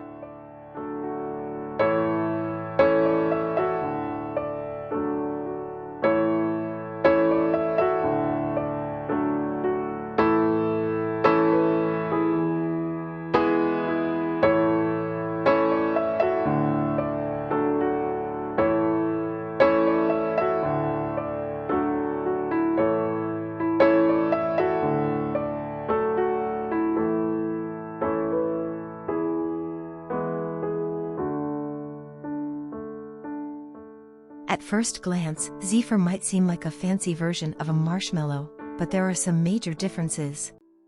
Ingredients: marshmallows rely on gelatin, while Zephyr uses agar-agar, making it a vegetarian-friendly alternative. Texture: Zephyr is much softer and more delicate than the chewy, rubbery texture of marshmallows.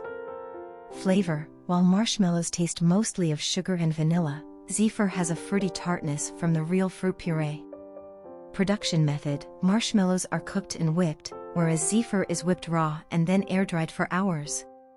Because of these differences, Zephyr melts in your mouth rather than requiring any chewing, making it feel far more luxurious and refined. While the classic Russian Zephyr is the most well-known, other countries have their own versions of similar confections. In Ukraine, you'll often find Zephyr dipped in chocolate, adding a crispy outer shell that contrasts with the soft, fluffy interior. In Belarus, Zephyr is sometimes flavored with honey and spices, giving it a more complex taste. In Poland, a similar treat known as tasty mleko, bird's milk, is popular, though it has a more custard-like texture. In France, while they don't have Zephyr, they do have a distant relative, guimauve, a soft, pillowy confection often made with fruit puree.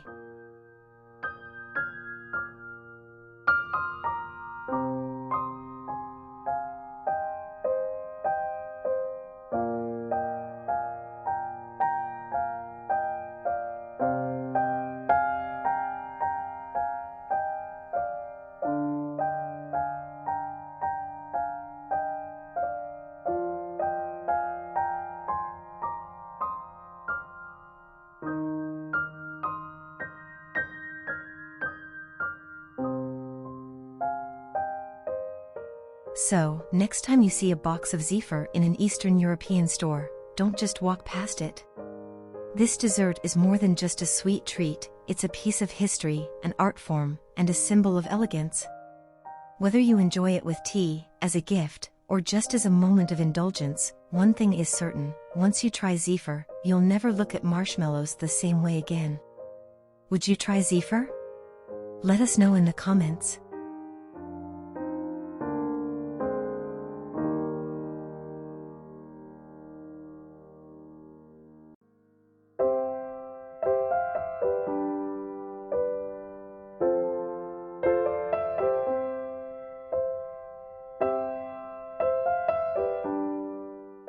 During the Soviet Union, food shortages were common, and many high-quality confections were either too expensive or nearly impossible to find in certain regions.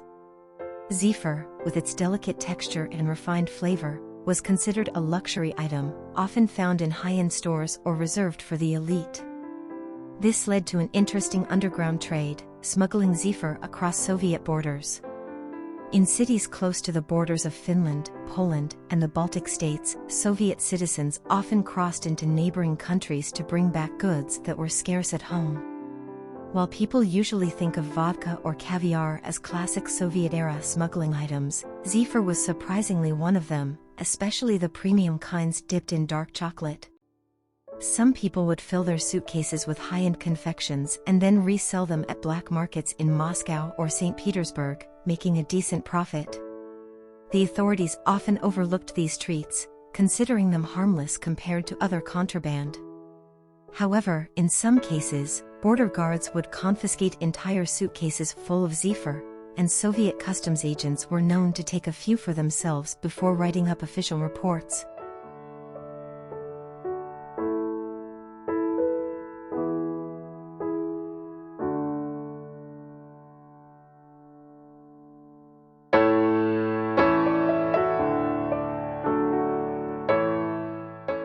Believe it or not, there are stories that Zephyr was once considered as a potential space food.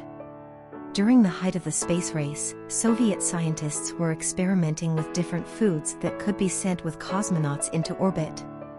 The ideal space food needed to be lightweight, non-crumbly, to avoid floating debris in zero gravity, nutrient-rich.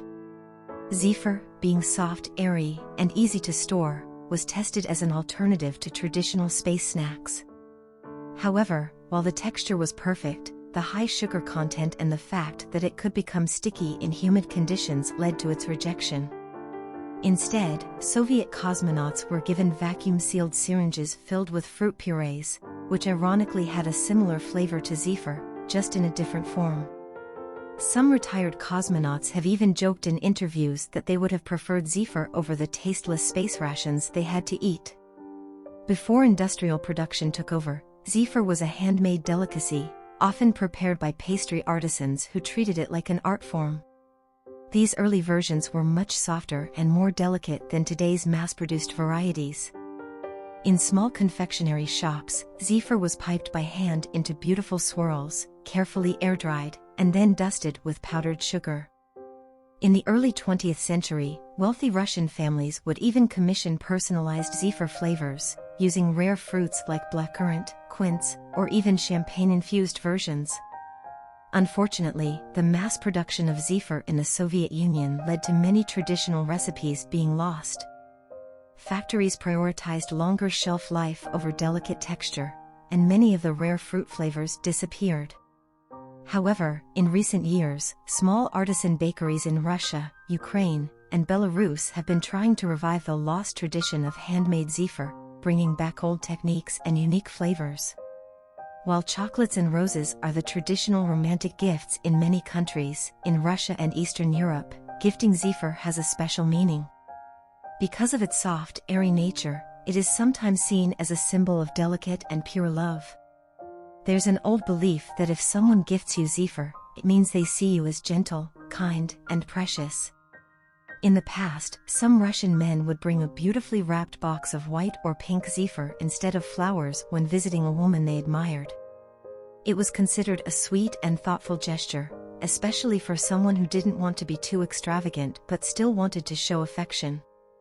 To this day, luxury Zephyr brands often market their products as gifts for romantic occasions, packaging them in elegant boxes with satin ribbons, a nod to this old tradition.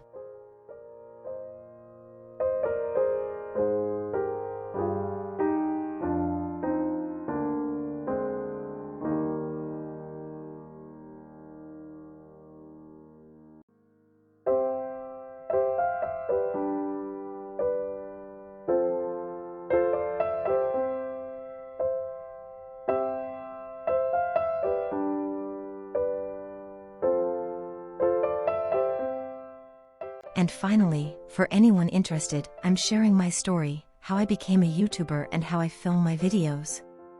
Just in case you're thinking about not only making cakes, but also earning some extra income by simply showing others how you create your amazing recipes. I truly encourage you to give it a try. Feel free to ask me anything in the comments, I'll be here to answer whenever I can. Thank you so much for watching all the way to the end, and I really hope you enjoyed it.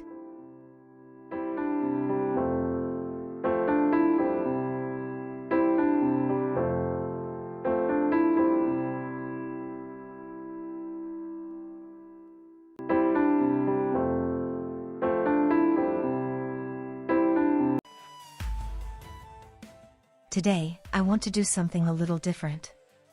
Usually, I'm here showing you delicious recipes, step by step, but today, I want to take you behind the scenes and show you what really happens when creating a recipe video for YouTube. A lot of people don't realize just how much work goes into making these videos, and I think it's important to share the full process, the challenges, and the things I've learned along the way. But more than that, I want to share my story with you, because I know there are so many people out there who have a passion for something, whether it's cooking, baking, or anything else, but they don't know where to start.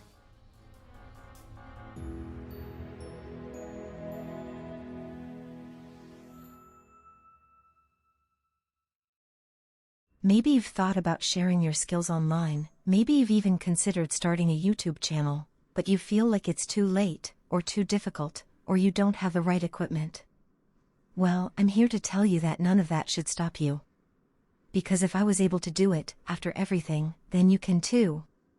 I never imagined that I would be here, making videos, sharing my passion with people all over the world.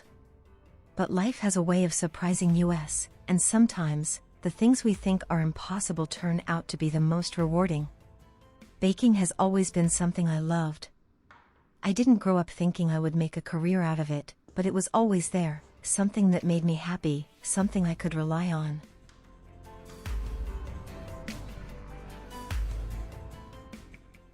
My life wasn't easy. I became a mother at a young age, and like many women in that situation, I had to take whatever work I could find to support my children. For most of my life, I worked as a cleaning lady. It wasn't something I was passionate about, but it was steady work, and it allowed me to provide for my family. Still, money was always tight. There were many things I couldn't afford to buy for my kids, and that's when baking became more than just a hobby for me. Instead of buying expensive cakes or treats, I started making them myself. It became my way of showing love, of making sure my kids had something special even when we didn't have much. Fast forward to about 4 years ago. My oldest son saw how much I loved baking and how talented I was, and he encouraged me to start sharing my recipes online. At first, I thought it was a crazy idea. I had never recorded a video before, I didn't know anything about cameras, editing, or even how YouTube worked. But he believed in me. He helped me set up my channel, record my first videos, and little by little, we started uploading. I had no idea if people would watch, but to my surprise, people did. They liked my recipes, they liked the way I explained things, and little by little, the channel started to grow. Since the day I started this journey, I have always carried a dream in my heart, one that still keeps me going every single day. My biggest dream is to have my own bakery, a place where I can share my love for baking with my community, where people can walk in and enjoy something made with passion, care, and dedication. A place filled with the warm smell of fresh pastries and cakes, where every recipe has a story behind it.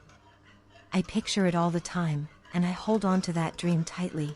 But as you can imagine, making it a reality is not easy.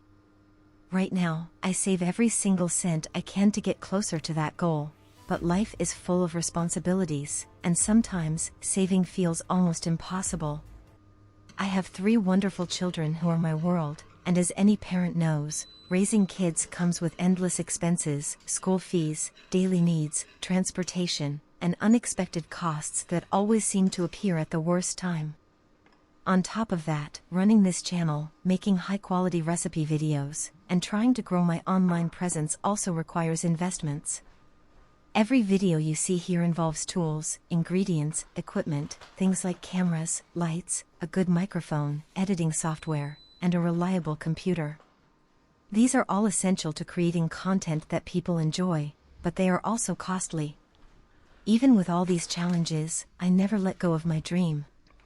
I keep moving forward because I love what I do, and I know that hard work and perseverance always pay off. And do you know what gives me the strength to wake up every morning and keep pushing forward even when things get tough? It's you. It's the people who take the time to leave a comment, to tell me how one of my recipes helped them make something special for their family, how they learned a new technique because of my videos, or how my story has inspired them to start their own journey. Every single message of gratitude fills my heart and reminds me why I do this.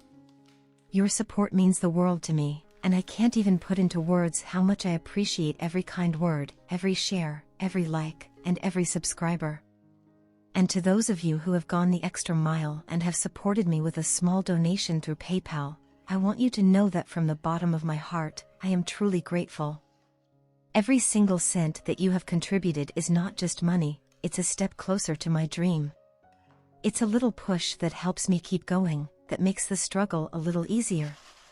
No matter how small, every donation is a symbol of trust and encouragement, and I cherish it more than I can say.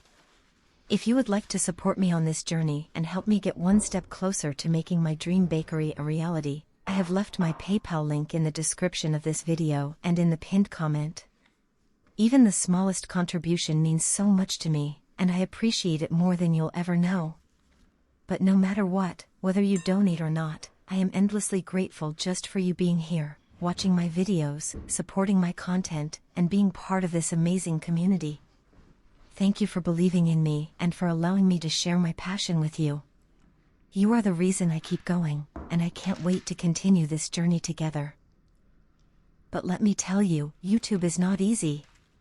A lot of people think that making videos is simple, that you just turn on a camera and start recording, but there's so much more to it. First, you have to plan your recipe. I always ask myself, is this something that people are searching for? Is it easy to follow? Will people actually want to try this at home? Then, once I have the recipe chosen, I have to set up all the ingredients, make sure everything is measured and organized, and then start thinking about how to film it in a way that makes sense for the viewer. Filming is its own challenge. I used to just set up a camera and record from one angle, but I quickly realized that people need to see different perspectives to really understand the process.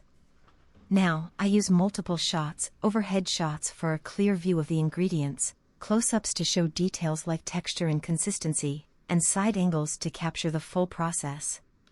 Recently, I even started using a GoPro on my head to give you a real first-person perspective, so you can see exactly what I see while baking. It makes the videos more immersive and helps viewers feel like they're right there in the kitchen with me. But getting the right shots isn't easy. Sometimes, I have to adjust the camera multiple times, make sure the lighting is good, and redo certain parts if something didn't record properly. After filming comes editing, and this is where most of the work happens. A lot of people don't realize that a simple 10-minute video can take hours to edit. I have to cut out any mistakes, speed up certain parts, add text and captions to make it easier to follow, choose the right background music, and make sure everything flows well. And let's not forget about the thumbnail. A good thumbnail is what makes people click on the video in the first place, so I spend time making sure it's eye-catching and interesting. Once the video is finally ready, it's time to upload it to YouTube. But the work doesn't stop there. You have to write a good title that includes keywords so people can find it, write a detailed description, add tags and hashtags, and most importantly, engage with your audience. Responding to comments, answering questions, and interacting with viewers is a big part of growing a channel. When I first started, there were times when my videos barely got any views. It was discouraging, and I wondered if it was even worth it. But I kept going. Little by little, the channel grew, and now I have an amazing community of people who support me and love my recipes. I'm sharing all of this because I know that there are people out there who have a dream but are afraid to start. Maybe you love baking, or cooking, or something completely different, but whatever it is, don't let fear stop you. I never thought I would be doing this, especially at my age. But here I am, doing what I love, working towards my dream of one day having my own bakery. It's not easy, and I'm still saving every penny to make it happen, but I believe that with hard work and passion, anything is possible. If you've ever thought about starting a YouTube channel, I say go for it. It takes time, patience, and a lot of effort, but it's one of the most rewarding things I've ever done.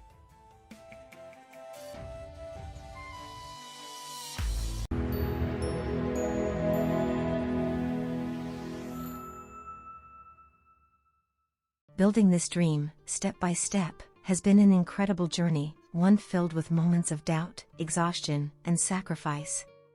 Many people see the final product, the beautifully decorated cake, the perfectly edited video, the step-by-step instructions that make everything seem effortless.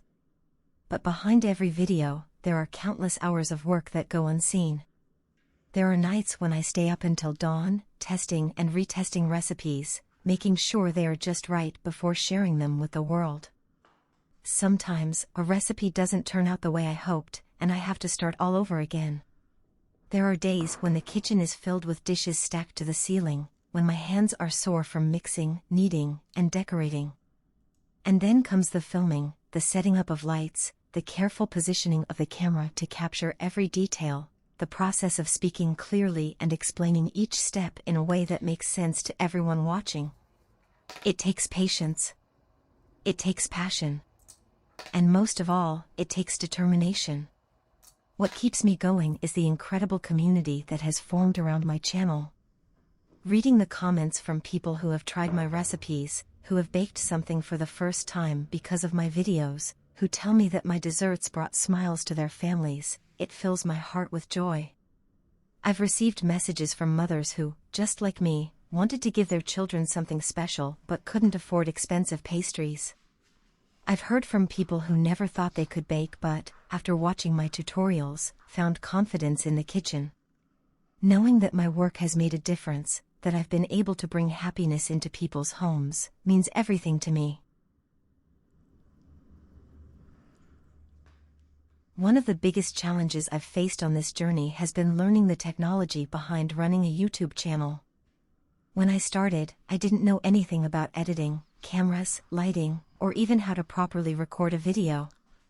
I had spent most of my life as a cleaning lady, working hard every day to provide for my children, and technology was never something I had the time or opportunity to learn. At 50 years old, stepping into this digital world felt overwhelming. Editing software looked like a complicated puzzle with endless buttons, layers, and timelines that made no sense to me. I would spend hours trying to cut a video, add text, or sync the audio, only to make a mistake and have to start over. Sometimes, I felt frustrated to the point of tears. I would watch younger creators edit their videos so quickly and effortlessly, and I couldn't help but feel like I was too old to be learning something so new. But I refused to give up. I spent countless nights watching tutorials, practicing, and making mistakes, because that's how you learn. There were times when I felt like quitting, when I thought, maybe this isn't for me. Maybe I should just stick to baking and forget about YouTube. But then I would remember why I started. This wasn't just about making videos, it was about sharing my passion with the world, about creating something meaningful, about building a future for myself and my children. Beyond editing, there were so many other technical struggles, learning how to use a camera properly, figuring out the right lighting so my desserts looked as good on screen as they did in real life, and even something as simple as setting up a microphone so my voice could be heard clearly. Every new piece of equipment came with another learning curve, and sometimes, I felt like I was moving too slowly, like I would never catch up with all the things I needed to know. And then, there's the online world itself. Social media, algorithms, SEO, these are things I never imagined I would have to understand. I had to learn how to title my videos in a way that people would find them, how to write descriptions with keywords, and how to use thumbnails that catch people's attention. It felt like an entirely different job on top of baking and recording. There's so much work that goes into a single video that most people don't see. Despite all the challenges, I kept going. And I'm proud of myself for how far I've come. I may not be the fastest editor, and I still struggle with technology sometimes, but every video I put out is proof that it's never too late to learn something new. If I, a 50-year-old woman with no prior experience, can teach myself to film, edit, and share my passion with the world, then anyone can. So, to anyone out there who thinks they're too old to start something new, who feels intimidated by technology, or who believes they've missed their chance, don't let fear stop you. It's never too late to chase a dream, to learn, to grow. It's not easy, and there will be days when you feel like giving up, but the key is to keep pushing forward, step by step, one lesson at a time. Every challenge I've faced, every obstacle I've overcome, has been worth it because now, I get to do what I love, share it with the world, and hopefully inspire others to believe in themselves too. When I first started making recipe videos, I had no idea what I was doing. I didn't know anything about cameras, lighting, or editing, I just knew how to bake and wanted to share my passion. But little by little, I learned. And if I could do it, believe me, you can too. The most important thing I've realized over the years is that you don't need fancy equipment to start. If you have a phone with a decent camera, that's enough. The key is to make sure your videos are clear and easy to follow. A simple tripod can help keep your phone steady so the video doesn't shake. If you're holding the camera yourself, try to rest your elbows on a table to keep the shot as still as possible. Lighting is one of the biggest secrets to making your food look delicious. Natural light is the best, so if you can, film near a window during the day. But what if it's dark or cloudy? That's when a small ring light or a simple desk lamp can help. Just make sure the light is in front of you, not behind, so your face and the food are bright and clear. I remember the first time I filmed at night, and everything looked yellow and dull. It was a lesson learned. When filming, think about what you'd like to see if you were watching someone else cook. Close-up shots of mixing, pouring, and decorating are always nice because they make the viewer feel like they're right there with you. And at the end, make sure to show off your final dish. Take a second to plate it nicely, maybe sprinkle a little powdered sugar on top or drizzle some chocolate. Those little details make a big difference.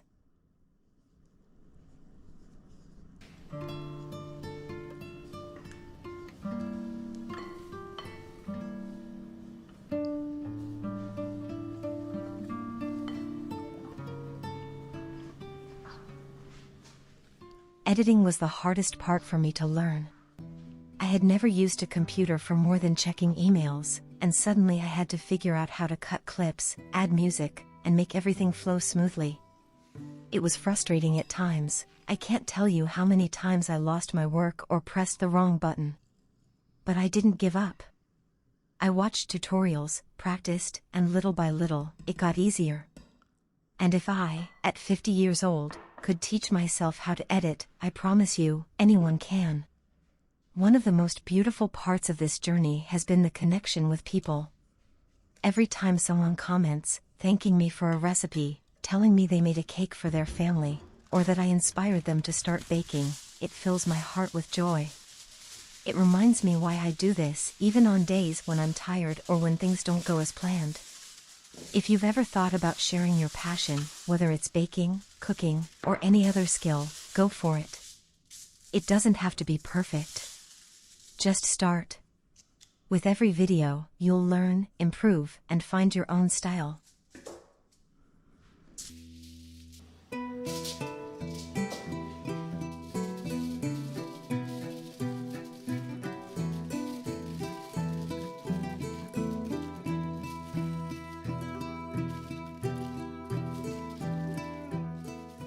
And who knows? Maybe one day you'll look back, just like I do now, and be amazed at how far you've come. When I first started making videos, I never imagined that one day this would become my job. At the beginning, it was just something I did for fun, for passion, for the love of baking. But as time passed, I realized that YouTube isn't just about making videos, it's about consistency, dedication, and creativity. This is not just a hobby. If you want to grow, it becomes a full-time job. And like any job, the results you get depend on the time, effort, and energy you put into it. The truth is, success on YouTube doesn't happen overnight. It's not just about making one great video and suddenly becoming famous. It's about showing up every single week, filming, editing, posting, and repeating the process again and again. And sometimes, that process can feel never-ending. There have been moments when I spent 3 full days working on a recipe video, filming every step, making sure the lighting was right, recording my voice, editing for hours, and then, when I finally uploaded it, barely anyone watched it. I can't explain how frustrating that is. You pour your heart into something, and it feels like no one cares. And it's not just one video. Sometimes it happens with 5, 10, even 20 videos in a row. You start questioning everything. Am I wasting my time? Is my content not good enough? Should I just quit? I won't lie, there were moments when I was ready to walk away. I told myself, maybe this isn't for me. Maybe I should go back to my old job and stop dreaming. But every time I felt like giving up, I reminded myself why I started in the first place. I didn't start YouTube to become famous or rich. I started because I love baking, and I love sharing what I know. I started because I wanted to inspire others. And most of all, I started because I have a dream of one day opening my own bakery. That dream is what keeps me going, even on the hardest days. Creativity is another challenge. You always have to come up with new ideas, new recipes, new ways to keep people engaged. And let me tell you, after making hundreds of videos, sometimes it feels like I've done it all. There are days when I sit in front of my notebook, staring at a blank page, thinking, what now? What can I do that people will love?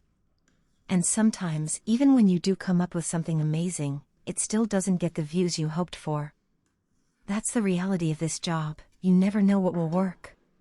But here's the thing, every big creator you see, every successful channel, has gone through the same struggles. They've all had videos that flopped. They've all had moments of doubt. The difference between those who make it and those who don't is simple, they kept going. They didn't stop when things got hard. They didn't quit when no one was watching. They believed in themselves, in their passion, in their dreams. That's why, no matter how tough this journey gets, I refuse to give up. Every small step forward is a step closer to my dream. Every kind comment, every person who tries my recipes and loves them, every little milestone reminds me that all the hard work is worth it. If you're thinking about starting your own YouTube channel, let me tell you, it won't be easy. You'll have to work harder than you ever imagined. You'll have to be patient. You'll have to keep going even when it feels like no one is watching. But if you truly love what you do, if you have a dream in your heart, then don't let anything stop you. Keep pushing forward, keep creating, keep believing. Because one day, all of those long nights, all of those struggles, all of those moments of doubt, they will lead you to something greater than you ever imagined. And when that day comes, you'll look back and be so proud that you never gave up.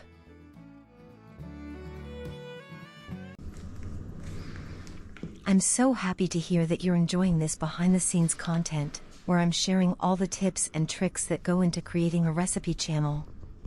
It means so much to me that you're finding value in these videos and the advice I'm giving. I know that starting a channel or growing it can feel overwhelming, but I'm here to help you with every step of the way. If this kind of content, showing the process and offering real-life insights, is something that interests you, please leave a comment below and let me know. Your feedback truly matters to me, and if you'd love to see more videos like this, I'd be more than happy to create them.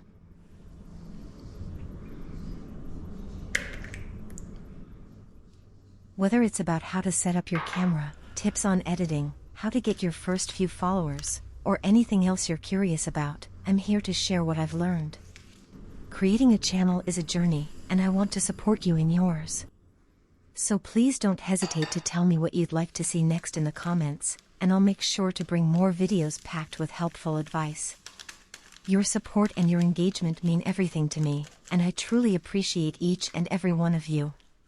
Let's keep learning and growing together.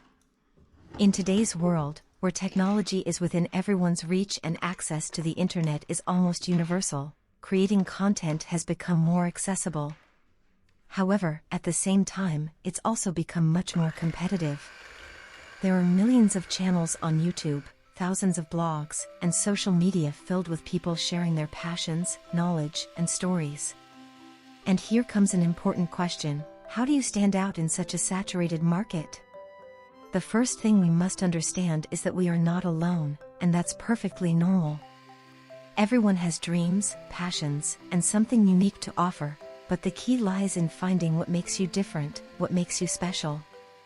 Competition is real, but instead of seeing it as an obstacle, we need to see it as an opportunity to grow. Because even though there are many content creators out there, no one has your story, your perspective, your personal touch. In the beginning, it can be discouraging when you see that your videos aren't getting the views you expected, or you feel like your work is not being recognized. Trust me, I've been there. There are moments when it feels like you're pouring your heart into creating content, but no one seems to notice. And it's easy to feel defeated when that happens, especially when you put in days or even weeks of hard work. But here's the thing, it's not about instant success, and it's not about being the biggest name overnight. It's about consistency, passion, and staying true to yourself. One of the most important things to understand is that, as much as the market is saturated, there's always room for someone who is genuinely authentic. People are drawn to passion. They are drawn to real stories and real people. And that's where you can stand out, by being true to who you are, by showing the process behind your work, by sharing the challenges you face. This is how you start building a community that believes in you and your journey. And let's be honest, standing out isn't just about being different, it's also about working harder than the competition. Creating a successful channel takes time, dedication, and a lot of trial and error. It's easy to feel like giving up when your videos don't perform well, but remember, every failure is an opportunity to learn, adjust, and improve. Success doesn't happen overnight, but with every video you create, you're getting one step closer. Now, don't get discouraged by the competition, use it as motivation. You have a voice, and there are people out there who are going to resonate with you. Whether it's your style, your passion, or the way you share your knowledge, there's an audience waiting to discover you. You just need to keep creating, keep improving, and keep putting yourself out there. I want you to remember this. The key to standing out in a crowded market is to believe in yourself, stay consistent, and never give up. Yes, it's challenging. Yes, there will be setbacks. But don't let that stop you. Every successful creator has faced obstacles and doubts along the way, but they kept going. You can do the same. So, if you're feeling lost or discouraged, remember why you started. Stay focused on your goals, keep pushing forward, and trust that with time, effort, and dedication, your unique voice will shine through. Keep sharing your passion, keep doing what you love, and believe that your audience is out there, just waiting to find you. The road to success is rarely easy, but every step you take brings you closer to the dream. Keep going, stay inspired, and never underestimate the power of staying true to yourself. Finding a balance between personal life and work is something that many of us struggle with, especially in a world that constantly demands more and more from us. The pressures of achieving success, meeting deadlines, and maintaining productivity can often feel overwhelming. Add to that personal commitments, family, relationships, and self-care, and it's no wonder that many people feel like they're constantly running on empty. But here's the truth, it is possible to find balance, and doing so is not just about managing your time, it's about managing your energy, your priorities, and most importantly, yourself. The first step in finding this balance is recognizing that it won't happen overnight. It's a journey, not a destination.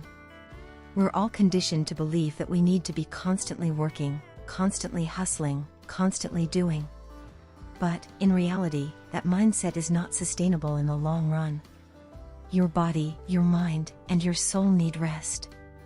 You need time to recharge. You need space to live, to grow, and to enjoy life outside of work. One of the most difficult aspects of balancing life and work is understanding that you can't do everything at once. It's easy to fall into the trap of thinking that you have to juggle every responsibility, every task, and every role perfectly. But the truth is, perfection doesn't exist. The goal is not to be perfect, but to be present. When you're at work, be fully engaged. When you're with your family, give them your undivided attention. When you're taking time for yourself, let it be for you and you alone. Learning to set boundaries and give yourself permission to step away from work when you need to is a crucial part of finding balance. Another important aspect is prioritization. It's easy to feel overwhelmed by everything that's on your plate, but when you learn to prioritize the things that matter most, everything else falls into place. Ask yourself, what are my top 3 priorities today? What can wait? What needs my immediate attention? By focusing on what's important and letting go of what's not, you create space for the things that truly matter. And that's when the balance begins to take shape. But balance doesn't mean you have to sacrifice your dreams. In fact, it's the opposite. Finding a balance between work and life actually allows you to pursue your passions more effectively. When you're not overburdened with stress and exhaustion, you're more creative, more productive, and more focused. You have the energy to pursue your dreams, to take on new challenges, and to continue growing both personally and professionally. Sometimes, though, the hardest part is learning to say no. We live in a society that values productivity and achievement, and saying no can feel like we're falling short or letting people down. But the reality is, saying no is often the most important thing you can do for your well-being. Saying no allows you to protect your time, energy, and peace of mind. It allows you to say yes to the things that matter most and create space for the life you truly want to live. The balance between work and personal life is not just about managing your schedule, it's about managing your mindset. It's about understanding that your worth is not defined by how much you can accomplish. It's about knowing that taking care of yourself, both physically and emotionally, is just as important as meeting deadlines and achieving success. It's about giving yourself permission to rest, to enjoy, and to experience life without guilt. Remember, you are not a machine. You are a person with dreams, desires, and needs. Finding balance doesn't mean working harder or doing more. It means doing what truly matters and letting go of what doesn't. It's about taking care of yourself so that you can show up as the best version of yourself, at work, in your relationships, and in your life. So, if you're feeling overwhelmed, take a moment to breathe. Remember that it's okay to not have everything figured out. The key is to keep moving forward, step by step, and to give yourself grace along the way. You don't have to do it all, just focus on what matters most. And as you continue on this journey, know that balance is not a destination, but a way of living. It's about living a life that honors both your work and your personal happiness. And when you find that balance, you'll be amazed at how much more fulfilled you feel. You've got this. Keep moving forward, one step at a time. You deserve to have a life that's balanced, meaningful, and full of joy. And the best part is that you don't have to do it alone. Take it one day at a time, and remember that every small step you take is progress.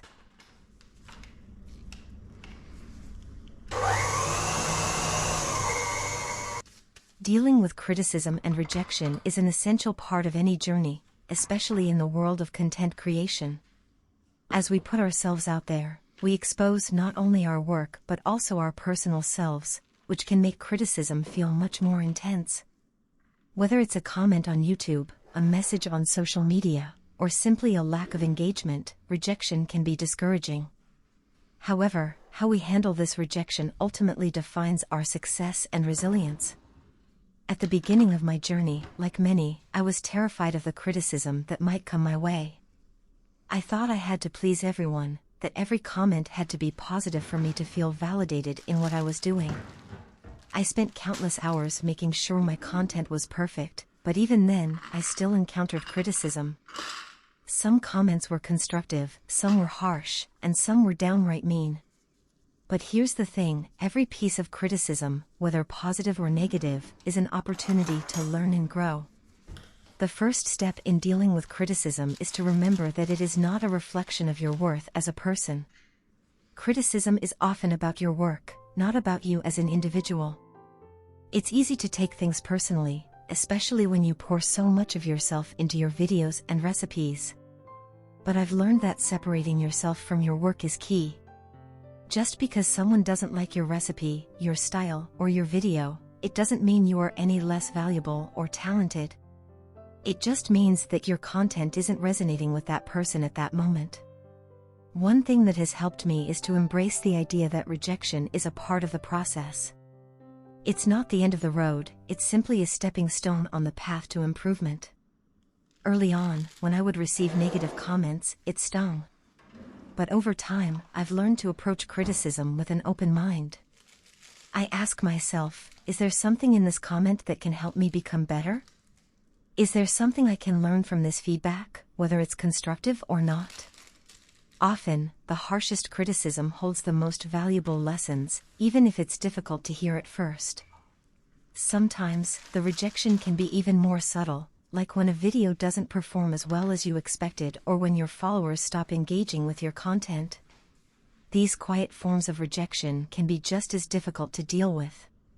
You pour your heart and soul into creating something, only to feel like it goes unnoticed. I've been there. It's frustrating, and it can lead to self-doubt.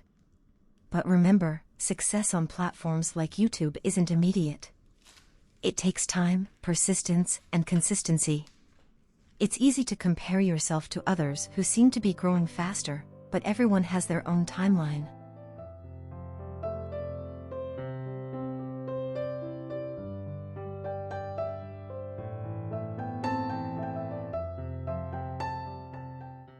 Success isn't just about numbers, it's about staying true to yourself and your passion, no matter how long it takes. One way I've learned to cope with rejection is by surrounding myself with a supportive community. It's easy to focus on the negative comments, but there are always positive ones too. It's important to pay attention to the people who genuinely appreciate your work, who leave kind comments and messages of encouragement. They are the ones who will help you stay motivated and keep going when things get tough. Your community, whether it's made up of family, friends, or loyal followers, can make all the difference. They remind you why you started in the first place. Another important lesson I've learned is that rejection doesn't always have to be about failure. It can be a sign that you're pushing the boundaries of what's comfortable. When you step out of your comfort zone and try new things, not everyone will agree with you, and that's okay. Sometimes, it's the boldest, most unconventional ideas that attract the most attention, and also the most criticism. But that's what makes you stand out. You can't please everyone, and that's actually a good thing. You don't want to be just another voice in the crowd, you want to be the one who dares to be different. As you grow in your journey, you'll begin to realize that rejection and criticism are inevitable. But they no longer have to sting as much. They become just part of the process of becoming better at what you do. And here's something important to remember: the more you grow, the more criticism you will face. That's a sign that you're being noticed. It means you're making an impact. So instead of avoiding rejection, embrace it as a sign that you're doing something right. Rejection doesn't mean you've failed, it means you're moving forward. Finally, take care of your mental health. It's easy to get caught up in the need for validation, but you need to keep your sense of self-worth separate from external opinions. Focus on why you started this journey in the first place, your passion, your love for what you do, and the connection you have with those who appreciate your work. There will always be critics, but there will also always be supporters. It's up to you to decide which voices you'll listen to. Choose to listen to the ones that lift you up, that encourage you to keep going. Because no amount of criticism should overshadow the love and passion you have for what you do. At the end of the day, it's not about avoiding rejection or criticism, it's about learning how to use it as fuel to keep going. It's about staying true to yourself, your mission, and your passion, even when the world might not immediately recognize it. So, to all the creators out there facing rejection and criticism, keep going. Don't let the negativity stop you. Let it drive you. Keep learning, keep growing, and keep doing what you love. Success isn't measured by the opinions of others, but by the satisfaction you feel knowing that you're giving it your all. And that's the most important thing.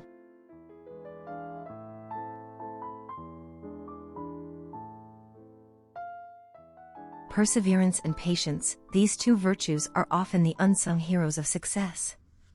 In a world where instant gratification is becoming the norm, where we're conditioned to expect quick results and immediate rewards, it's easy to forget just how essential these qualities are in reaching our goals.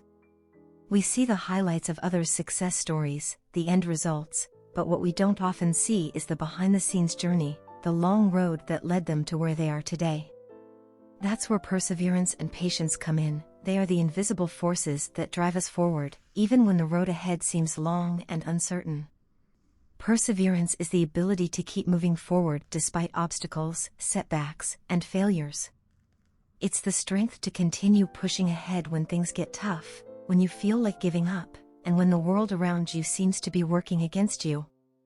Perseverance is not about never failing, it's about failing and getting up again, and again, and again. It's about understanding that failure is not the end, but merely a stepping stone on the path to success. Every mistake, every setback, every challenge is an opportunity to learn, to grow, and to become stronger. The journey toward any worthwhile goal is rarely a smooth one. There are moments when you'll feel defeated, when you'll wonder if all the effort is worth it. But it's in those moments that perseverance becomes your greatest ally. It's in those moments that you must remind yourself that success doesn't come from avoiding failure, it comes from the courage to keep going despite it.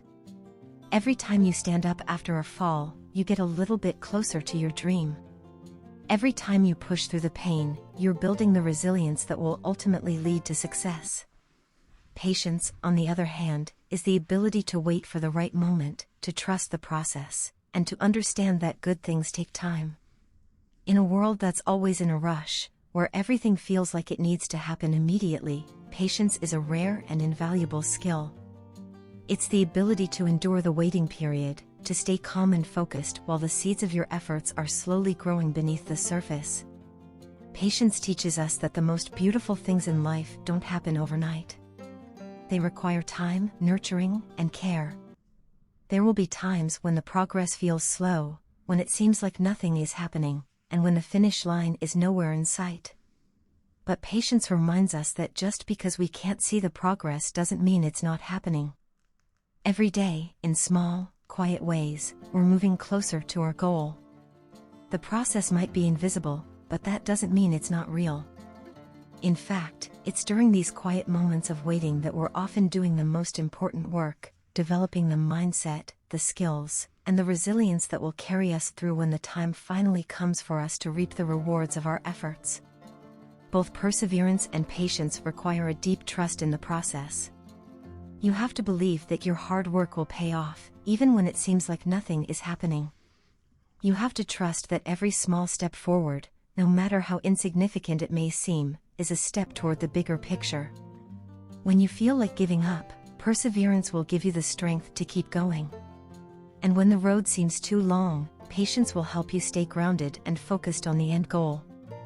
It's important to understand that perseverance doesn't mean working yourself to the point of burnout, and patience doesn't mean sitting idly by while waiting for success to fall into your lap. Perseverance means finding the strength to keep going even when you're tired, even when the road is hard. Patience means allowing yourself the grace to wait for the right moment, to trust that things are happening even when you can't see them yet. Together, they form a powerful duo that will carry you through the ups and downs of your journey. And here's the truth, the journey will be long, and at times, it will be difficult. But in those moments, remember that the most beautiful things in life are worth waiting for. The dreams that truly matter are the ones that take time to build, the ones that require effort, sacrifice, and resilience. And when you finally reach that place you've been working toward, when you look back and see the distance you've traveled, you'll realize that every moment of struggle, every setback, every moment of waiting, was worth it.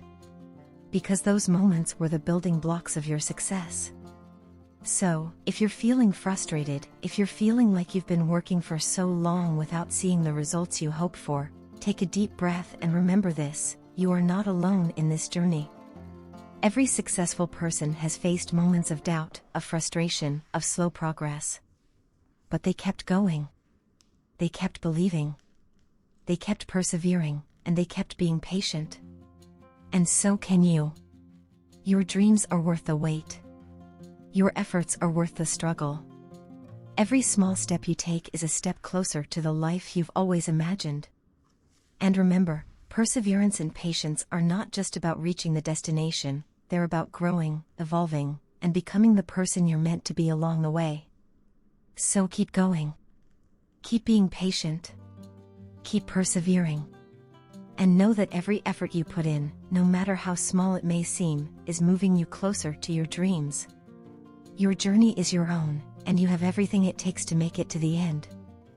The impact of comments and community is one of the most powerful aspects of creating content, especially when you're sharing something so personal, like your passions and knowledge with the world.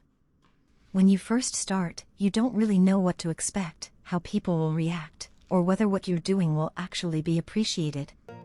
But once those first words of support start coming in, when you read those messages of gratitude, those small phrases that remind you why you're doing all of this, that's when you truly understand the power comments hold and the deep impact they can have on your life. The first thing I want to say is that comments are much more than just words typed on a screen. They are windows into the hearts of your followers. They are a way for you to connect with people you may never meet in person but still feel a deep bond with. When someone leaves a comment on your video saying how much they appreciate your recipe, how it helped them with their baking, or how they're learning something new from you, it's like a warm hug from a stranger. It's a reminder that the hard work you put in every day is making a real difference in someone's life. The power of a supportive comment goes beyond just a quick thank you. Sometimes, when you're feeling frustrated or overwhelmed, when you're wondering if all the hours spent editing, filming, and organizing your content are worth it, a simple comment from a viewer can be the push you need to keep going. That's the magic of having a community. Those little moments of encouragement can sustain you through the tough times, when everything feels like it's not going anywhere. The community you build around your content becomes your second family. They are the ones who cheer you on, who inspire you, who give you new ideas, and, most importantly, who help you keep going when things get tough. These comments show you that there are real people behind the screen, that they are investing their time in you, and that you are impacting their lives in ways you may not even fully understand. They trust you. They come back because they believe in you and what you're offering, and that trust is something truly special. But it's not just about getting comments of praise or appreciation, it's also about constructive feedback. Sometimes, the comments can help you improve, guide you toward new ideas, or even make you realize things you hadn't thought of. It's a two-way conversation, and when you engage with your community, you build relationships that go beyond just the content. It becomes a real, living interaction. Every time I read a comment, I'm reminded of why I started this journey.